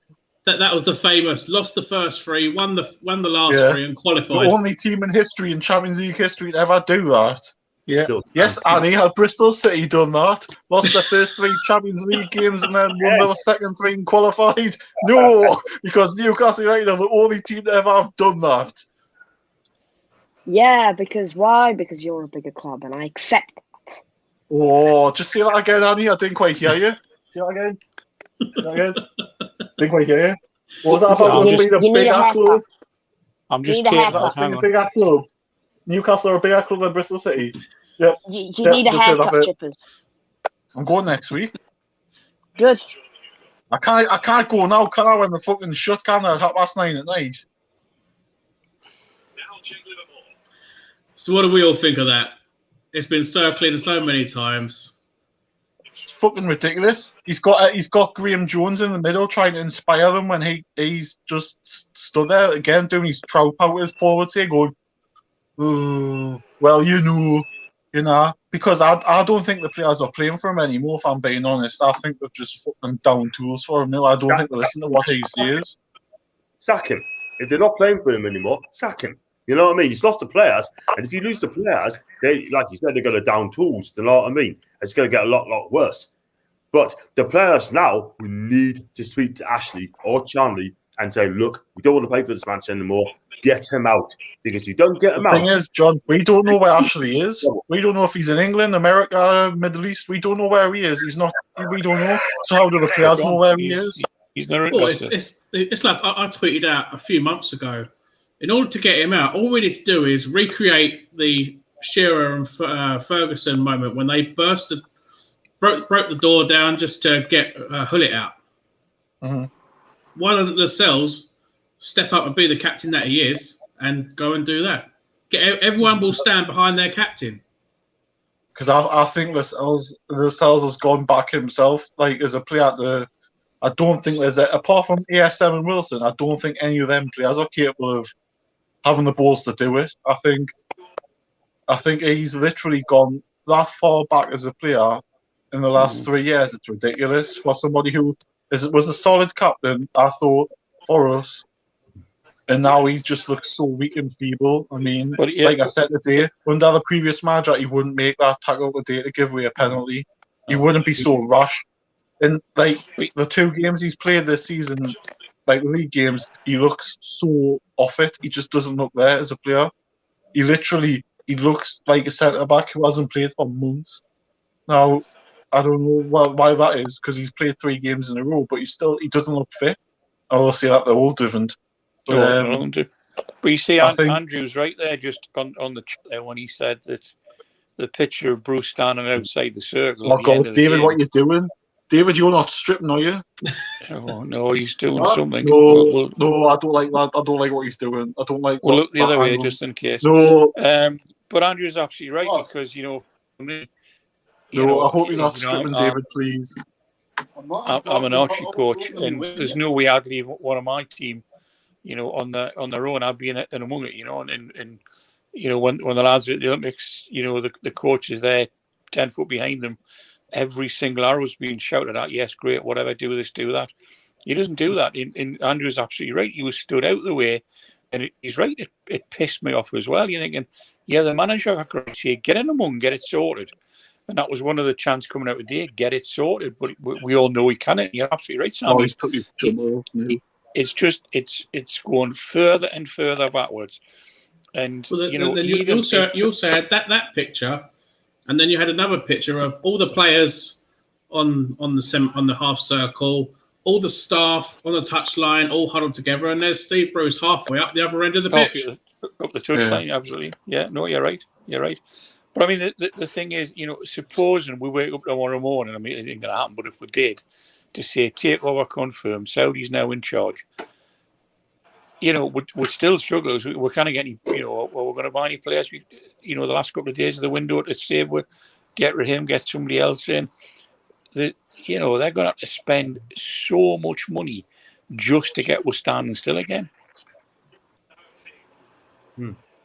Yeah, that's a good. Great quote, Andrew. Great quote. brilliant, Andrew. Yeah, so well I heard said, what you Andrew, call it. Alex Hurst on the True Fate the other week about like the way that they conduct themselves as managers, and I think he brought up the point of when we lost to Charlton in 2000, and so Bobby said that performance was a disgrace and the fans deserve better and all that, and our manager now blames like us for defeats, and he blames everybody for himself for defeats, and that's the difference between a good top quality manager and somebody who just can't manage. So blames everyone but himself. Here's a question for you: can you see Bruce saying, I'd love it if we beat them. Let me tell you we're playing." Would he do that the way Keegan did that time? No. Before we play his beloved Man United game, I love it if we win at Old Trafford. I love it. That Keegan's speech, you saw so much passion, heart, absolutely, and enthusiasm in that. With Bobby Robson, he would, if we played bad, he would say we played bad. He would call out those players that were doing bad just to make them feel bad about themselves, so that they would have to improve. He would bark orders left, right, and centre on the field, no matter how old he was. He would be bouncing around. And you look at Bruce; he does nothing. And he is at least once I remember him apologising, saying, "I set the team up wrong, and we played badly, and I'm sorry. We've got to do better." Oh, there's another Chronicle post. Fans are shouting Bruce out. Yeah, well, a little bit. They're not much, but they were. But yeah, so Bobby would hold his hand up and say, "Got it wrong. Sorry, we'll do better the next time." This bloke will never do that. Because he's a spineless coward. You know what? That's Bruce, I'm afraid. He blames others first, but he blames himself. That's Bruce for you. You know what I mean? Last week he blamed fucking VAR for getting beaten Villa, and I thought like the VAR decisions were right. But he didn't he say that it was raining and we hadn't practiced in the rain? I mean, what the hell was that all about? It was raining. Well, you know what, Bunny lad, it's bloody England. Wake up and smell the coffee. The first thing I thought was, this isn't F1. We ain't going to put the wet tires on our players. What's all about? We ain't had no wet weather training. Oh God! Wait till Christmas when he says we ain't had no snow training. Oh. Like you say, everybody's fault bar his. Always got to pick at something, someone to blame or something to blame. He'll never accept the blame for his own doings. No, never. No, never. You'll never hear him saying, "I effed up. I'm sorry." You just won't do it because, like you say, Jason, it's always somebody else's fault. Like you say, the first half was shit. The day he never owned up. He just said, "Oh yeah, the fans have got the right to their opinion. That's their opinion." But he's even dismissing the fans by saying that they've got right to their opinion, but he almost saying their opinion doesn't mean anything to us because I'm just going to do the same thing. That's the exact same vibe I get off that. Everyone's entitled to their own opinion, but their opinion doesn't count because what I say goes. Yeah. Unless the next home game there's even bigger gaps, because I think there will be after that performance today. I think the Leeds game, because it's a Friday night, end of the week, people are not want to go into town at 8 o'clock or 10:30 to watch a game against Leeds, knowing full well the chances of us winning against Leeds is quite remote. I think we'll be only so surprised if it's down to the the mid-30s. You know what it is, David, right? I mean, what will it ask you a question? Because you've been to Newcastle for a long, long, long time. You've been to the games for 5-6 decades, and you're a legend as well. I'll ask you this question. What will it take as a fan to get rid of Steve Bruce? Can you answer that question? What will it take for him to get rid? Sorry, John. My biggest problem is that I honestly don't believe that whatever the fans will do will get rid of Steve Bruce, because if we invade the pitch, unlike Man United, we'll get a massive fine and a 10 or more point deduction because we're not part of the Big Six. We can shout and scream over like Ashley's not listening. He's not interested. He's off doing whatever he does. Charlie doesn't know what he's doing anyway. And I think we've just got to accept the fact, not willingly, but we've got to accept the fact that this man is here to stay for the season, unless, as I said earlier, we wake up one morning and said the takeover has happened. But other than that, which is remote in the least, I really can't see him being sacked because Allardyce, thank God, Ashley won't do it. I don't think he's got the will or the thought about doing it. He's the money's coming in off the TV when it's all he's bothered about. And I've said a few times, I don't know Ashley. I don't like the word hate. I don't hate the man. He's clearly a very, very good businessman. You don't get the £3.7 billion worth of wealth without being a clever businessman. But he knows now about football, and he's missing all the points about Magnum PR. Yeah, he's missing all the points about what's going on because he doesn't appear to care. He may well do, but he's not shown like he cares. But wasn't it actually that stormed into the room to get McLaren? What did McLaren not do that Bruce isn't already doing? I don't know. I mean, it's. I think they're just as bad as each other, McLaren and Bruce. Yeah, but I would like to know. I mean, John's a stat man. I mean, what was McLaren's stats compared to Bruce's? They've got to be about the same. I don't know who would be worse. Would McLaren's be worse, John? Or, I mean, I'm not into stats at all, but he hasn't been at. He only been at for half a season, 8 months at Newcastle. Steve's been on for third season. So really, I think Bruce is slightly higher. To be fair, but McLaren's record is very good. I have to look up on that anyway. Check it out on that one if you want. No problem. Yeah, I don't know. I mean, I say I'm not into stats, but what is that, Sam? Is that a Magnum? Is it? I could have a Magnum. Cools down a bit. I don't know. David, where's you normally wobbly like? I went off them. Like you said here about Ray Charmley and Mike Ashley not giving a damn about them. Where is Ray Charmley? I've never seen him for months. No.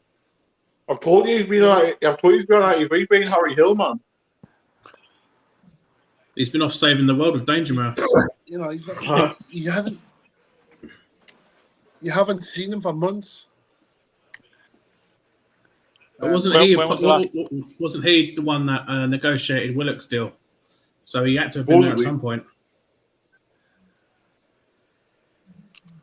He's had to have been there at some point if he'd done a Willock's deal. That's a good point, yeah. But you see, the trouble is you can only do one deal at a time, because you can't do two, because that's too much like hard work. One deal in about 10 days. Yeah. PSG got the Messi deal done in about 3, didn't they? Yeah, Man U signed Ronaldo in 6 hours. Mm-hmm. Now, have you seen how much he's getting? You see how much Ronaldo was getting a week? 480. 500k, 480, yeah. 480. Then he'll get win bonuses. He'll get goal bonus. He'll double that. Shirt he got? He's got a Man United one with a thing on the front, hasn't he? Yeah, no. What sorry, dear. I couldn't resist. I'm sorry. Sorry, guys. I've got Steve McLaren's stats, by the way. Right? Good man. Right. Drum roll. As manager, and if I can get it up now, lads, he's been in the club for something like 34 games, right? That's all in competition. That's all competitions, right? Premier League, cups and that. 8 wins, 8 draws, 18 defeats with a percentage of 23.5% win rate. So Bruce does have slightly more.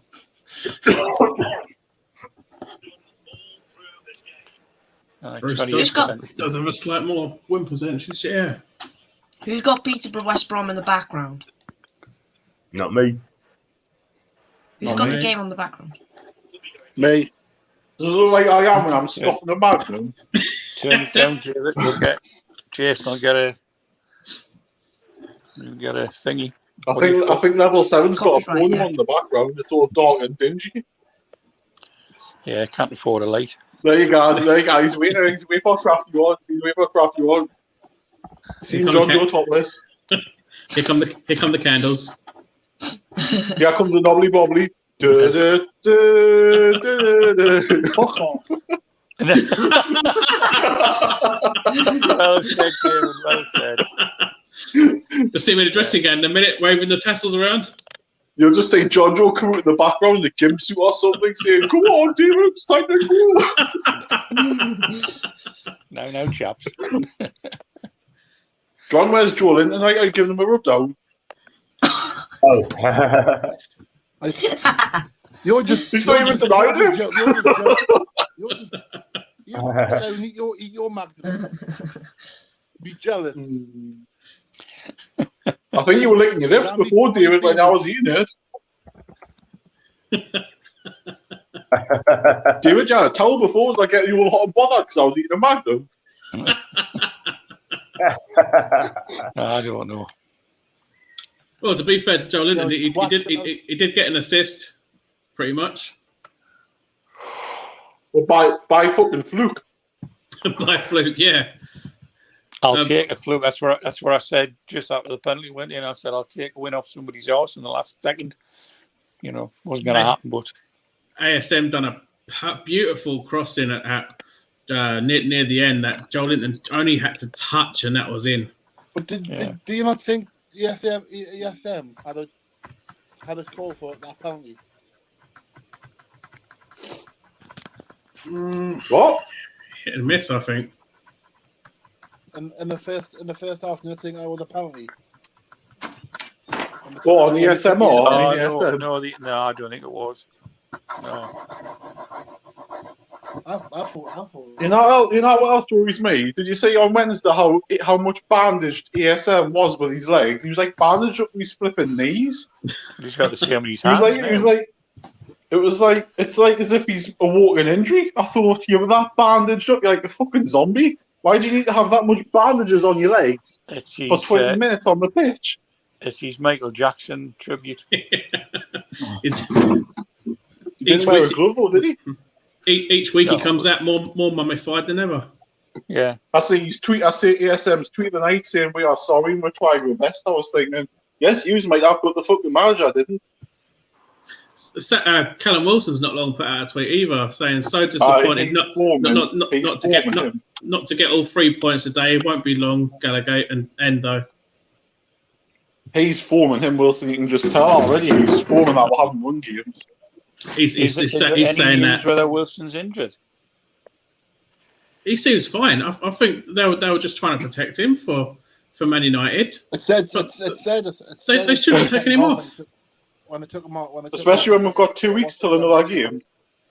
Yeah, I watched the second half on a stream, and it said that on the stream they took him off just to protect him.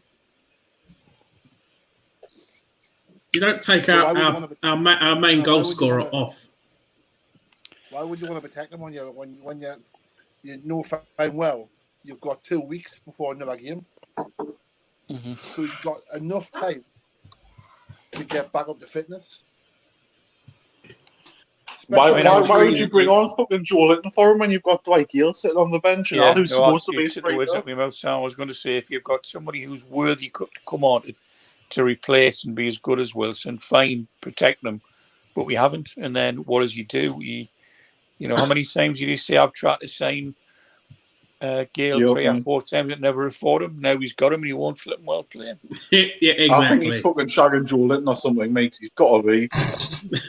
He's got to be to keep playing. I mean, come on. John, watch out. How does he keep getting games? I mean, the 3 games Joel Linton's had, I've checked on Sky's ratings and he's got any. He's got no rating for his performance. So tell me how he keeps playing them. And that's twice now that Callum Wilson has been taken off for Joel Linton. Yeah. Crazy, man. When you need to score goals to win games, what does he do? I'll bring on fucking John Linton. He leaves a striker on the bench and he brings a winger on. Right. Well, to be honest, I don't know what footballer Joe Linton is. I don't think he is a footballer. I think he's a good impersonator as a footballer. I don't get us wrong, but he's not a footballer. He's just weak as piss. He gets out-muscled off the ball so easily for someone who's built like a footballer. Aye. Am I boring you? He's built like a brick outhouse, isn't he? Right? He's built like a footballer, but he's not one. I mean, I'll send him to Bristol City if you want, Annie. You can try and improve him. No, thank you. We've got our striker sorted out. Who is he?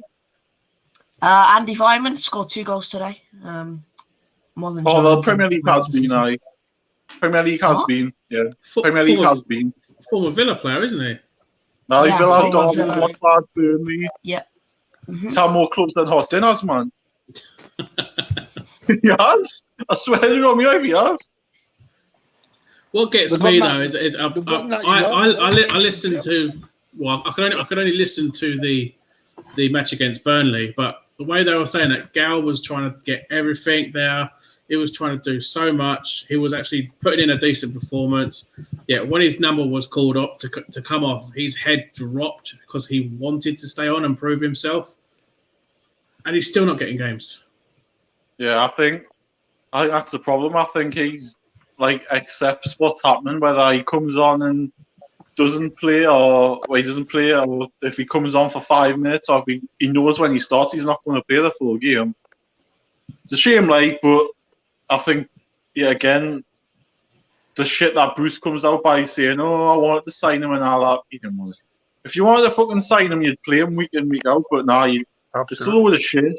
But no offense, but for the 3-year contract he's on, who's going to buy him? I wouldn't pay 5p on Dwight Gale as opposed to 5 million because I think he's past it.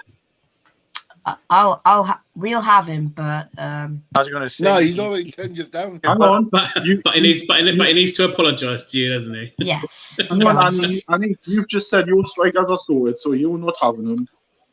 No, because Joe Linton is just dog doo-doo. Dwight Gale is half decent. What dog doo-doo? Do you mean dog shit? I mean, dogs don't do their shit. It's like Simon, not 12 words. Well done, Annie.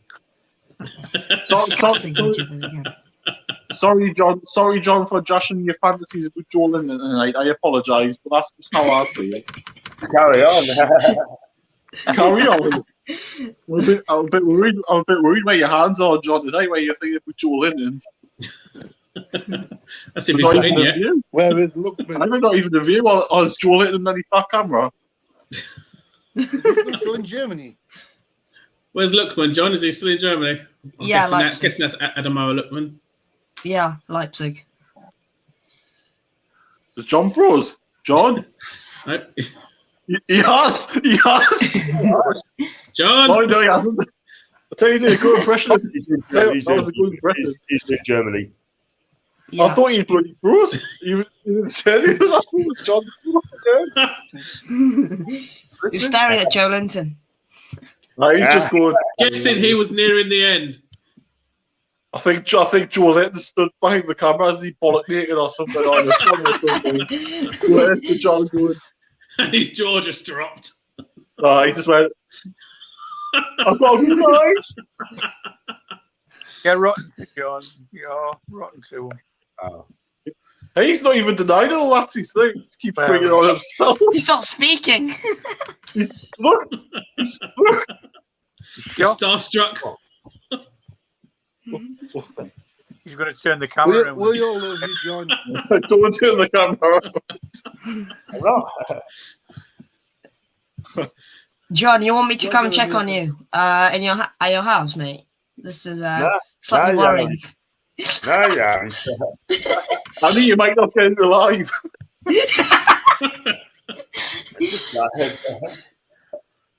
I've got my teddy bear with me. All we can tell you is that you best stay away. It could be a very sticky situation.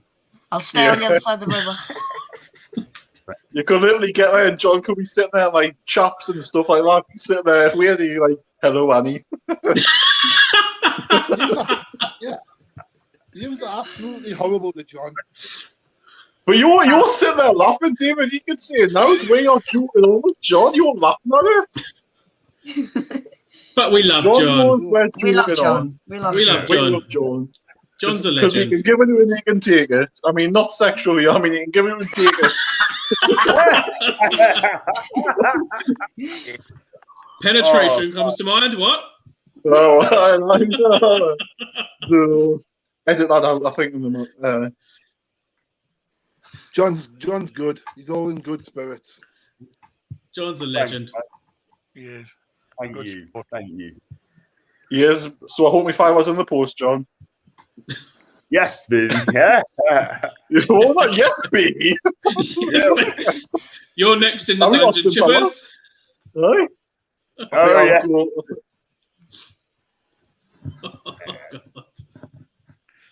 Guess who? I don't know. Annie, what are you taking Hello. selfies for? Guess who? I'm guessing that's meant to be a Dwight Gale lookalike. Yes. Yes. Yeah. It's got that look. What the look of our Mr. Sitter again. Yeah. What do you think? When we ended the play on West Brom's just scored right in the end. Who? What? West Brom's just scored. No, they haven't. Right at the end. No, they haven't. They have. West Brom's West just Brom's scored. just scored. Right at the end. Oh my god. Who are they playing? Oh no, Albion. Peterborough. I'm guessing Annie doesn't like that. Oh, he's so happy. Why are you not liking that? I just don't want to see the top 2 relegated teams run away with it at the top. Fulham and West Brom. That's always what happens. It's because of the financial thing. But anyways, who cares? They You won obviously. it. They got the gym. Oh, that's quite. Oh, you UK because you brought it up. Ishmael's team never gives up, by the way. He's going to get them up this season. Oh, he is. John, are you doing a live stream on West Brom after this, are you? They're too rough. Oh, Semi-Chai. No. I can't wait for it tomorrow when I look on YouTube in the schedule of West Brom coming up by John Sinclair or something. John and David have West Brom scored from a long throw. Yes. Not this one. Not for this one. No, they haven't. I'm not watching it. No. What's long throws got to do with it? There's a ball over top from midfield, played on the right hand side. The ball's been pulled back, and he hits it from close range. Not for a long throw in. Annie, if Bristol City score from a long throw, do you complain? No, but West Brom is so good. No. West Brom have scored 5 goals in 5 games. No, I think it might be 6 or 7 from long throws. We could see 3 penalties in 3 games. They play to their strengths and it works. We don't have any strengths at all. Yes, Sheffield United are utter shit. They're not doing well. They're 23rd at the moment. They are very bad. They should have kept Chris Wilder then. They should have kept Chris Wilder. But he walked away, didn't he? Yeah, he walked. No. It was mutual. It was mutual, but I think they were going to sack him, so it was mutual to make it look as if he didn't get sacked. How have they done this again? Norwich look like they're going straight back down. As it looks but they have the... We're probably going to join them. The 3 currently in the relegation zone and the 3 going down. That's Norwich, Arsenal and Newcastle. Oh, it's Arsenal again. Minus 9, yeah. I think us and Norwich are quite possibly 2 of them. Kick him up on the field of play. Oh, cheers, Cammy. There's been a sending off. We're head live to Fratton Park. We'll head live to Fratton Park to level 7, David. Hey. Pick it off, lads. I didn't know, but I haven't fucking see it. Fuck off, you.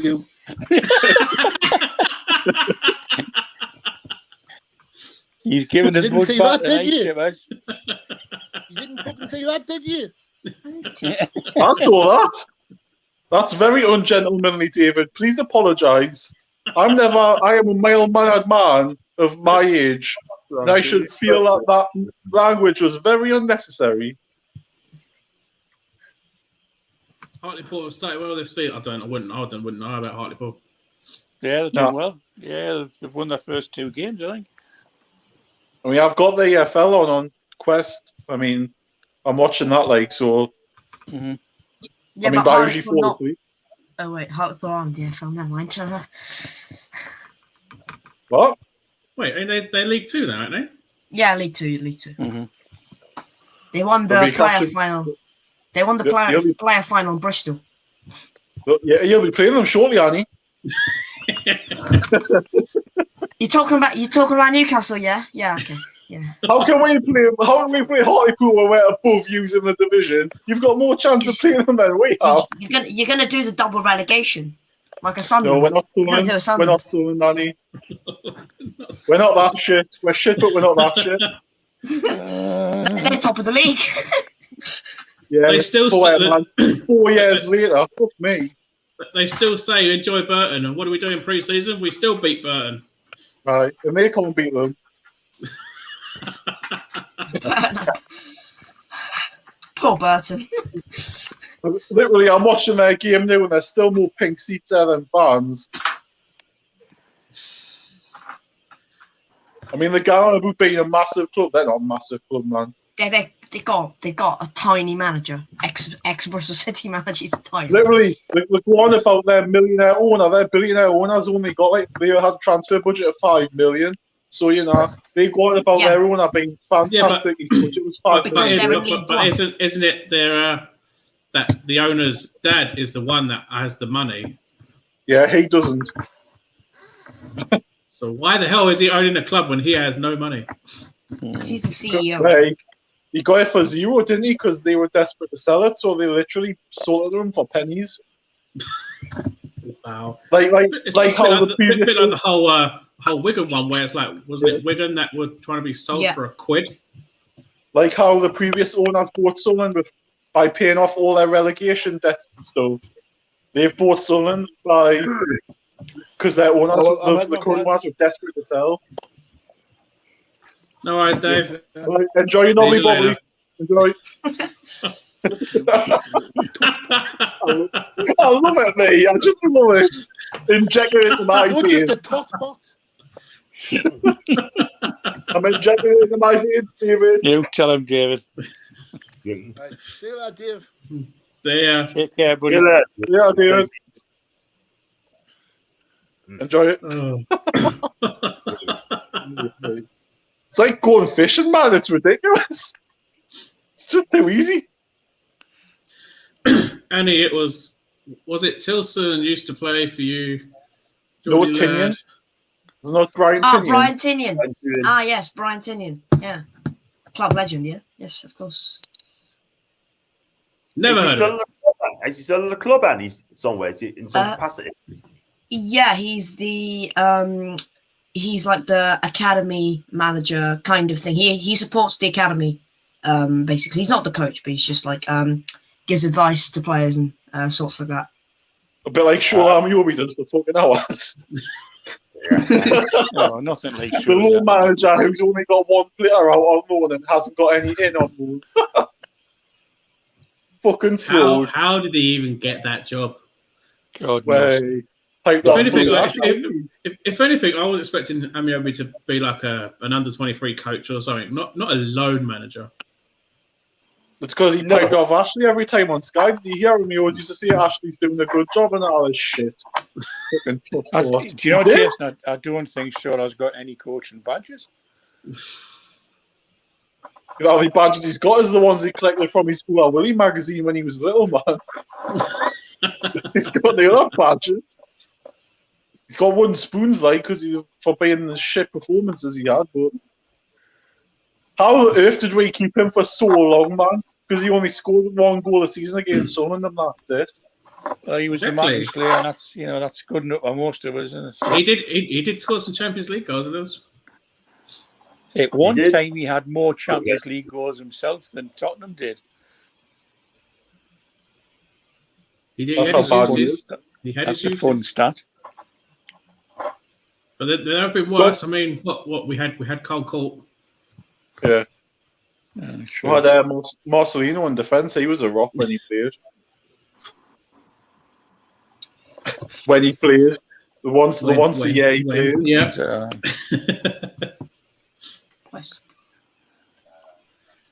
John, did Juventus finally lose? Yeah, they got beat by Empoli 1-0. What Juventus lost? Juventus lost to Empoli. Wow. At home. Pre-Ronaldo. First game without Ronaldo. Wow. They've It's got one of- back quickly, I mean, haven't they? listen, at the end of the day, right? You can't expect top teams to roll a bit this season, man. Anything can happen. So yeah, I mean, we were 2 up against Udinese last week and messed it up, 2 each. The team's sorry, watching we? Inter Milan. I'm sorry, John. John, did you say we? Yeah, you used to be team. He plays for Juventus, John Sinclair, and Arnie. Do you not know that?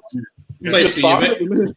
He plays for Juventus and every team in Italy. He plays for Celtic and absolutely hates Newcastle. Rangers. He plays for Newcastle. He plays His national for team's Italy and England, and he's I mean, name a team. He plays for it. John, are you doing a live stream tomorrow with all the Man United girls? Nah. But Hey, people call me, man. I went on the Twitter yesterday. All I saw was FFU Beauties by John. It was just 50 laughs, and I thought, people call me. Everyone turn follow us, man. I've followed these for years and years. I got no FF. I got the FF. Jason got the FF. Annie got no FF. David got no FF. Where's that one? I feel left out from all these shout-outs he keeps doing. He never bloody mentions me. I'll do it tomorrow. I'll do it for the lads tomorrow. I think I need a sex change. We still won't get a mention. Stuff a sock down below. You won't get a mention. Send him a picture. I put a couple of pictures of blog rolls down on my poo area as well. But literally, I went on yesterday. The first thing I saw was FFU Beauties by John. And I thought, oh no! I sent it to Paul. I gone, Paul, look at this man play. You've got to say something if he's doing a movie. Oh god. Who are we playing in the international break? Andorra and someone else. I don't know who that team was.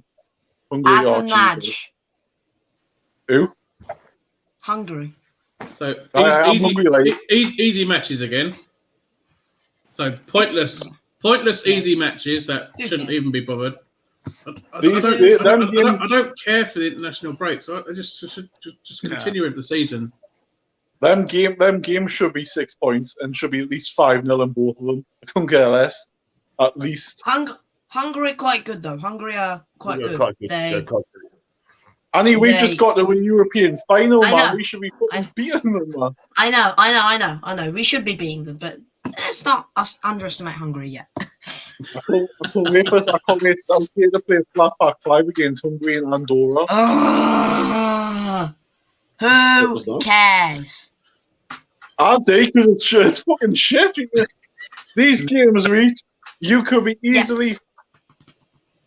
We got to Euros final. Yeah, it's utter dross.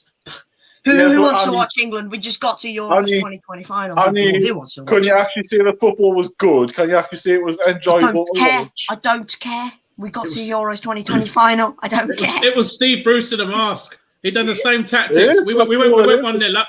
Went 1-0 up, and then we sat back for the rest of the game. Did we get the Newcastle fan then? That's what annoys me most with the way we play. We go 1-0 up, and instead of going for that second goal to get a cushion before defending, we sit back and defend that one goal when then we throw it away. It's like watching England, but except we don't play the better teams international. We play shite international teams and they don't punish us. Because Andorra won't punish us. Hungary won't punish us. And if you look at the teams that did punish us, like Italy, we lost to them in the final. But we did beat the Germans. Yeah. Wait, the Germans are shite now, man. Germans are shite. They're not as good as what they used to be. They're all old has-beens now, man. They're all in the 30s, all finished. They need a whole new team now, them. They literally need a clean slate Germany and start all over again.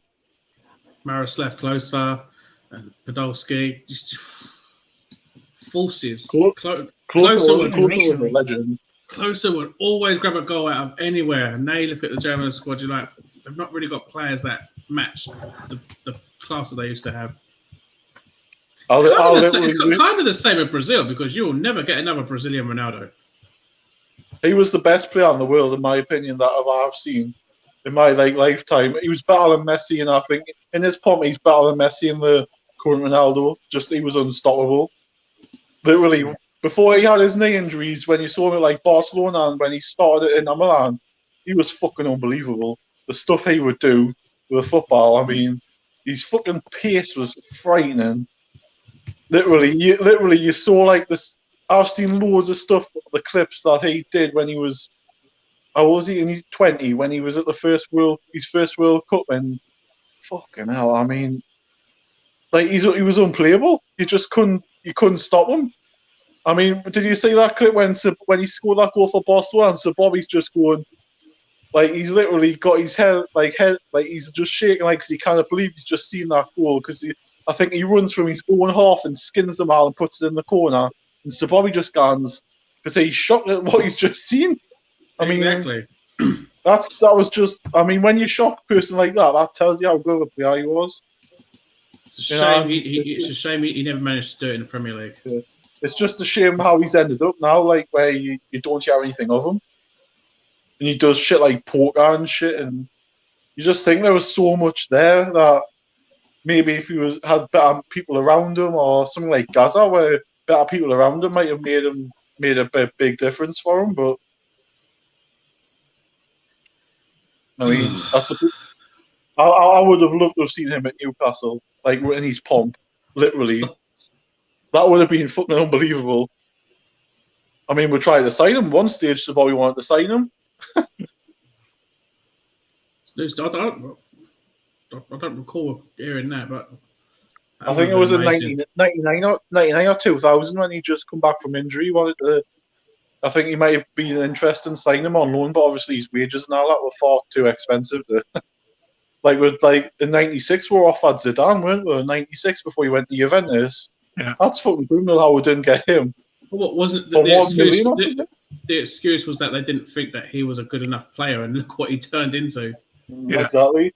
I mean, surely there was a story where Blackburn were offered when they just won I think it was just after they won the Premier League.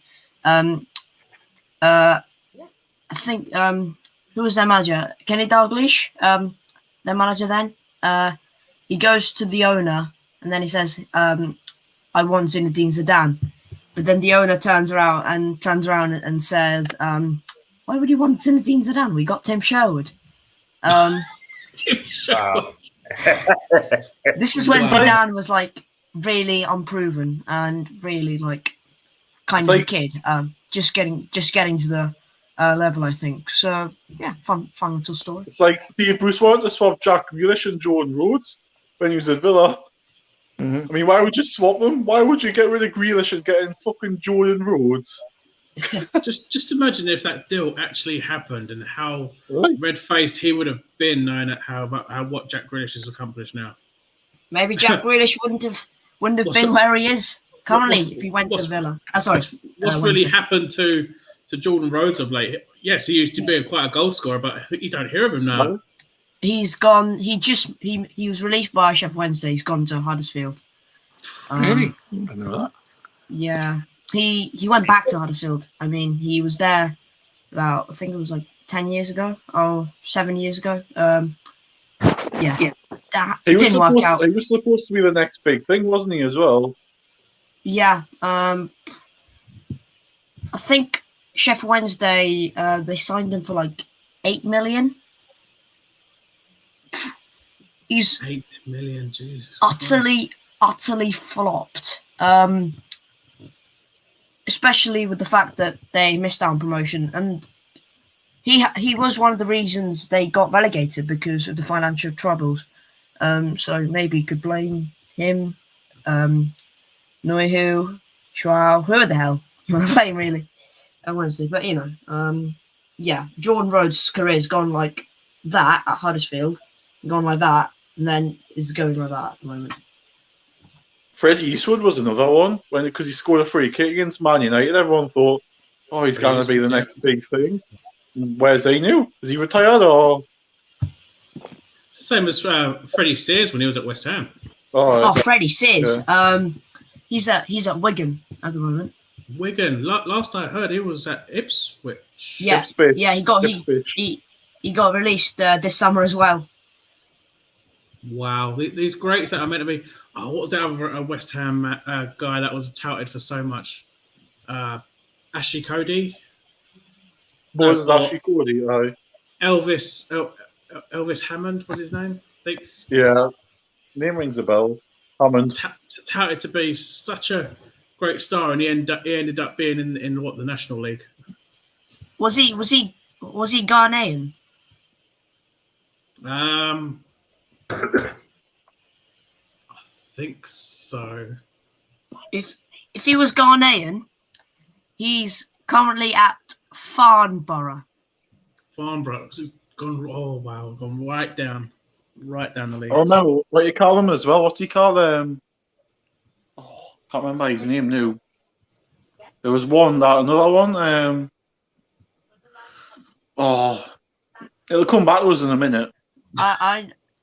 There's this guy at West Man United, Rafa Morrison. Morrison, yeah. What a waste of time.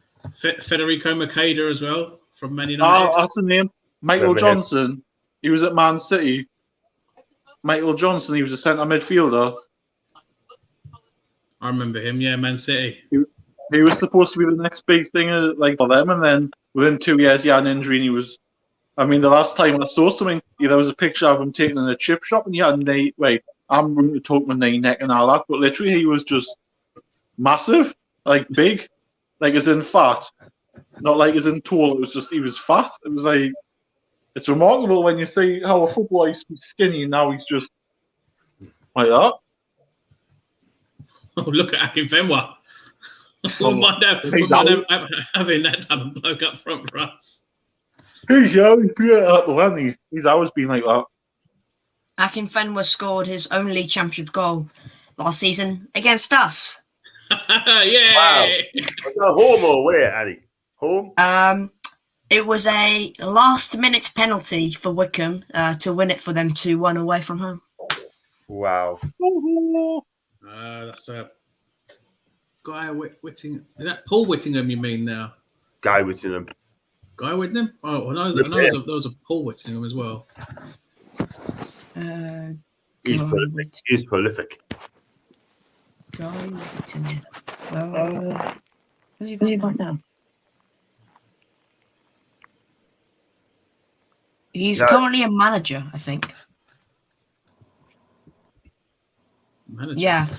His last club was at Newport. Yeah. I remember Peter Whittingham who passed away, the footballer. Yeah. Sad that because he played for Cardiff. I think it was quite a while. Every time he played Bristol City, he'd turn up. It was annoying, but I think everybody turns up against Bristol City, don't they? Todorov was another one from Portsmouth that used to be a deadly scorer. He was an injury prone. Him, Todorov, Svetoslav Todorov, Bulgarian.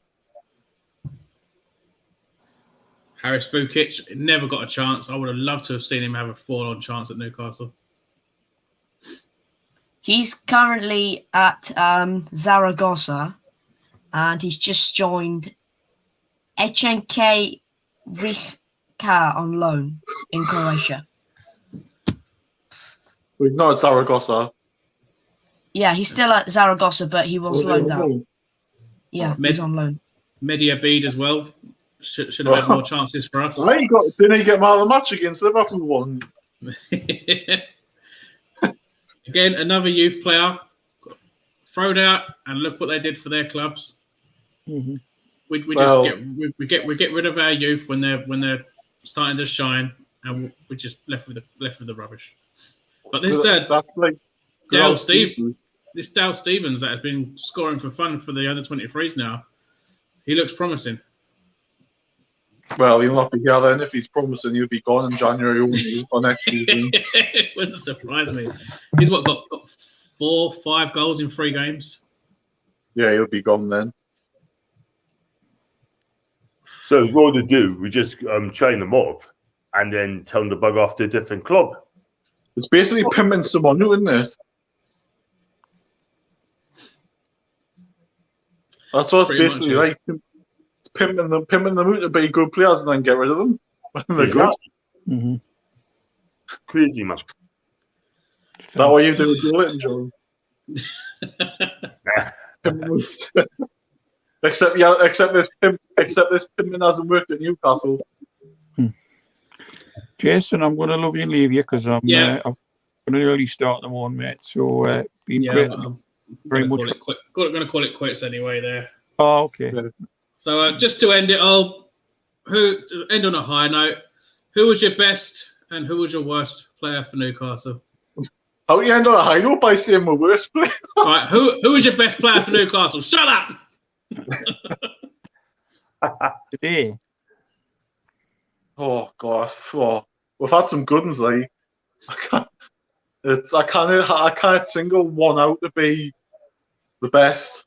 You'll probably say Shearer for his goal scoring, but then you've got one who like Woodgate, who's a very good defender. You've got like Ginola, who's a top midfielder, and Given, who's a top keeper, and you could probably name a team of great, like good players that I've seen. But it's unfair on them when we've had a lot of good players to say, hey, you probably just Ed Shearer just for his goal scoring. My favourite player, who I think was always 100%, was Peter Beardsley. Oh, he was underrated. Him like I don't know how on earth he obviously played for Liverpool and Everton, but I don't know how he played for us for so much. Local lad loves Shearer, but yeah, I think for me, obviously Shearer's up there, but I think Beardsley just edges them out. For me, it would have to be Laurent Robert. I absolutely loved his footwork, the way he scored goals, especially those 2 that he got against Spurs. His free kicks, he could hit a free kick. Like I've noticed that the way Robert used to do his long run up and strike the ball dead centre is how Ronaldo started tweaked into his way of taking free kicks. Robert was an absolute great for us. Never scored top in him like did he? No. For me, obviously, I'm Shearer. And obviously, he's got to be Shearer in my time. And also, got David Ginola, Laurent Robert, Peter Beardsley. What about Joe Linton? Hey, sure. Jack Goldback, Jeff Hendrick. Good job. I'm going to make it quick. The worst one for me, there's a few. Mark Cass, one of them. Yes, I'm going to say Joe Linton, I'm afraid. He'll be on there. Oh, no. I'm going to have a heart attack. How am I going to sleep tonight? I tell you what, though, people saying Capacha as well, sort of thing, came from Leon. Capacha. I mean, it done good bits, but at times, I think the Premier League is just catching a mood sort of thing. But that's a name I ain't heard for a while. Boom Song, worst defender. Yeah, Boom Song was up there as well. And guess where he came from? Flipping Rangers. Rangers, yep. Typical. But when he left Newcastle, guess where he went to? He went to Juve for 1 year in Serie B. Annie, who's your greatest Bristol City player? Can't say Newcastle because you don't support him. Scott Murray. What do you say, Chippers? Scott Murray. I agree. I agree. And the only reason I'm saying Scott Murray is because he scored tons of goals. Also because he scored against Cardiff away, and then the Cardiff fans were giving him stick all game. And then he cupped his ears to the fans, and this is like this iconic celebration, which nobody will ever forget. But yeah, I'm actually going to say Scott Murray. Yeah, agreed with Chippers. What a miracle! Who's your worst player? Oh god. Who do you absolutely despise at the club? Oh, Danny Simpson. But Lee Trundle. We bought for big money and flopped. He was good for Swansea. He's good. He was. Who? Lee Trundle. Lee Trundle. Oh. I know he went to Bristol City after he went to Swansea, didn't he? I actually can't. Oh, come on. You've got to run a shit player. Come on. Marley Watkins.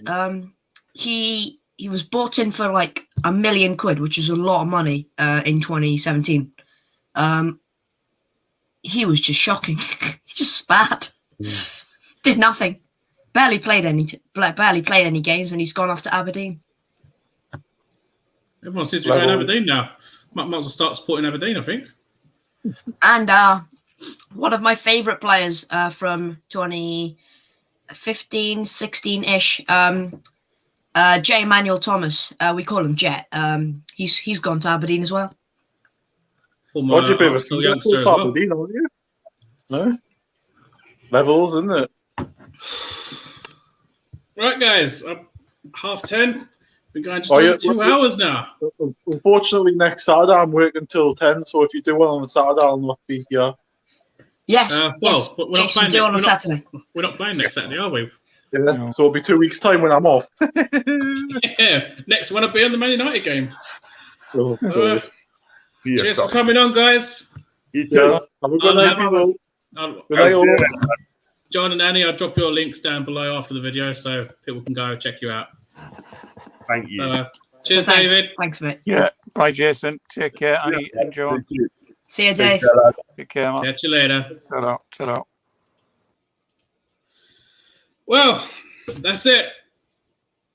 It kind of spun out of into a different subject about former players and players who like or dislike. And yeah, it's the only way to end on a high and not think about that crap that we watched today.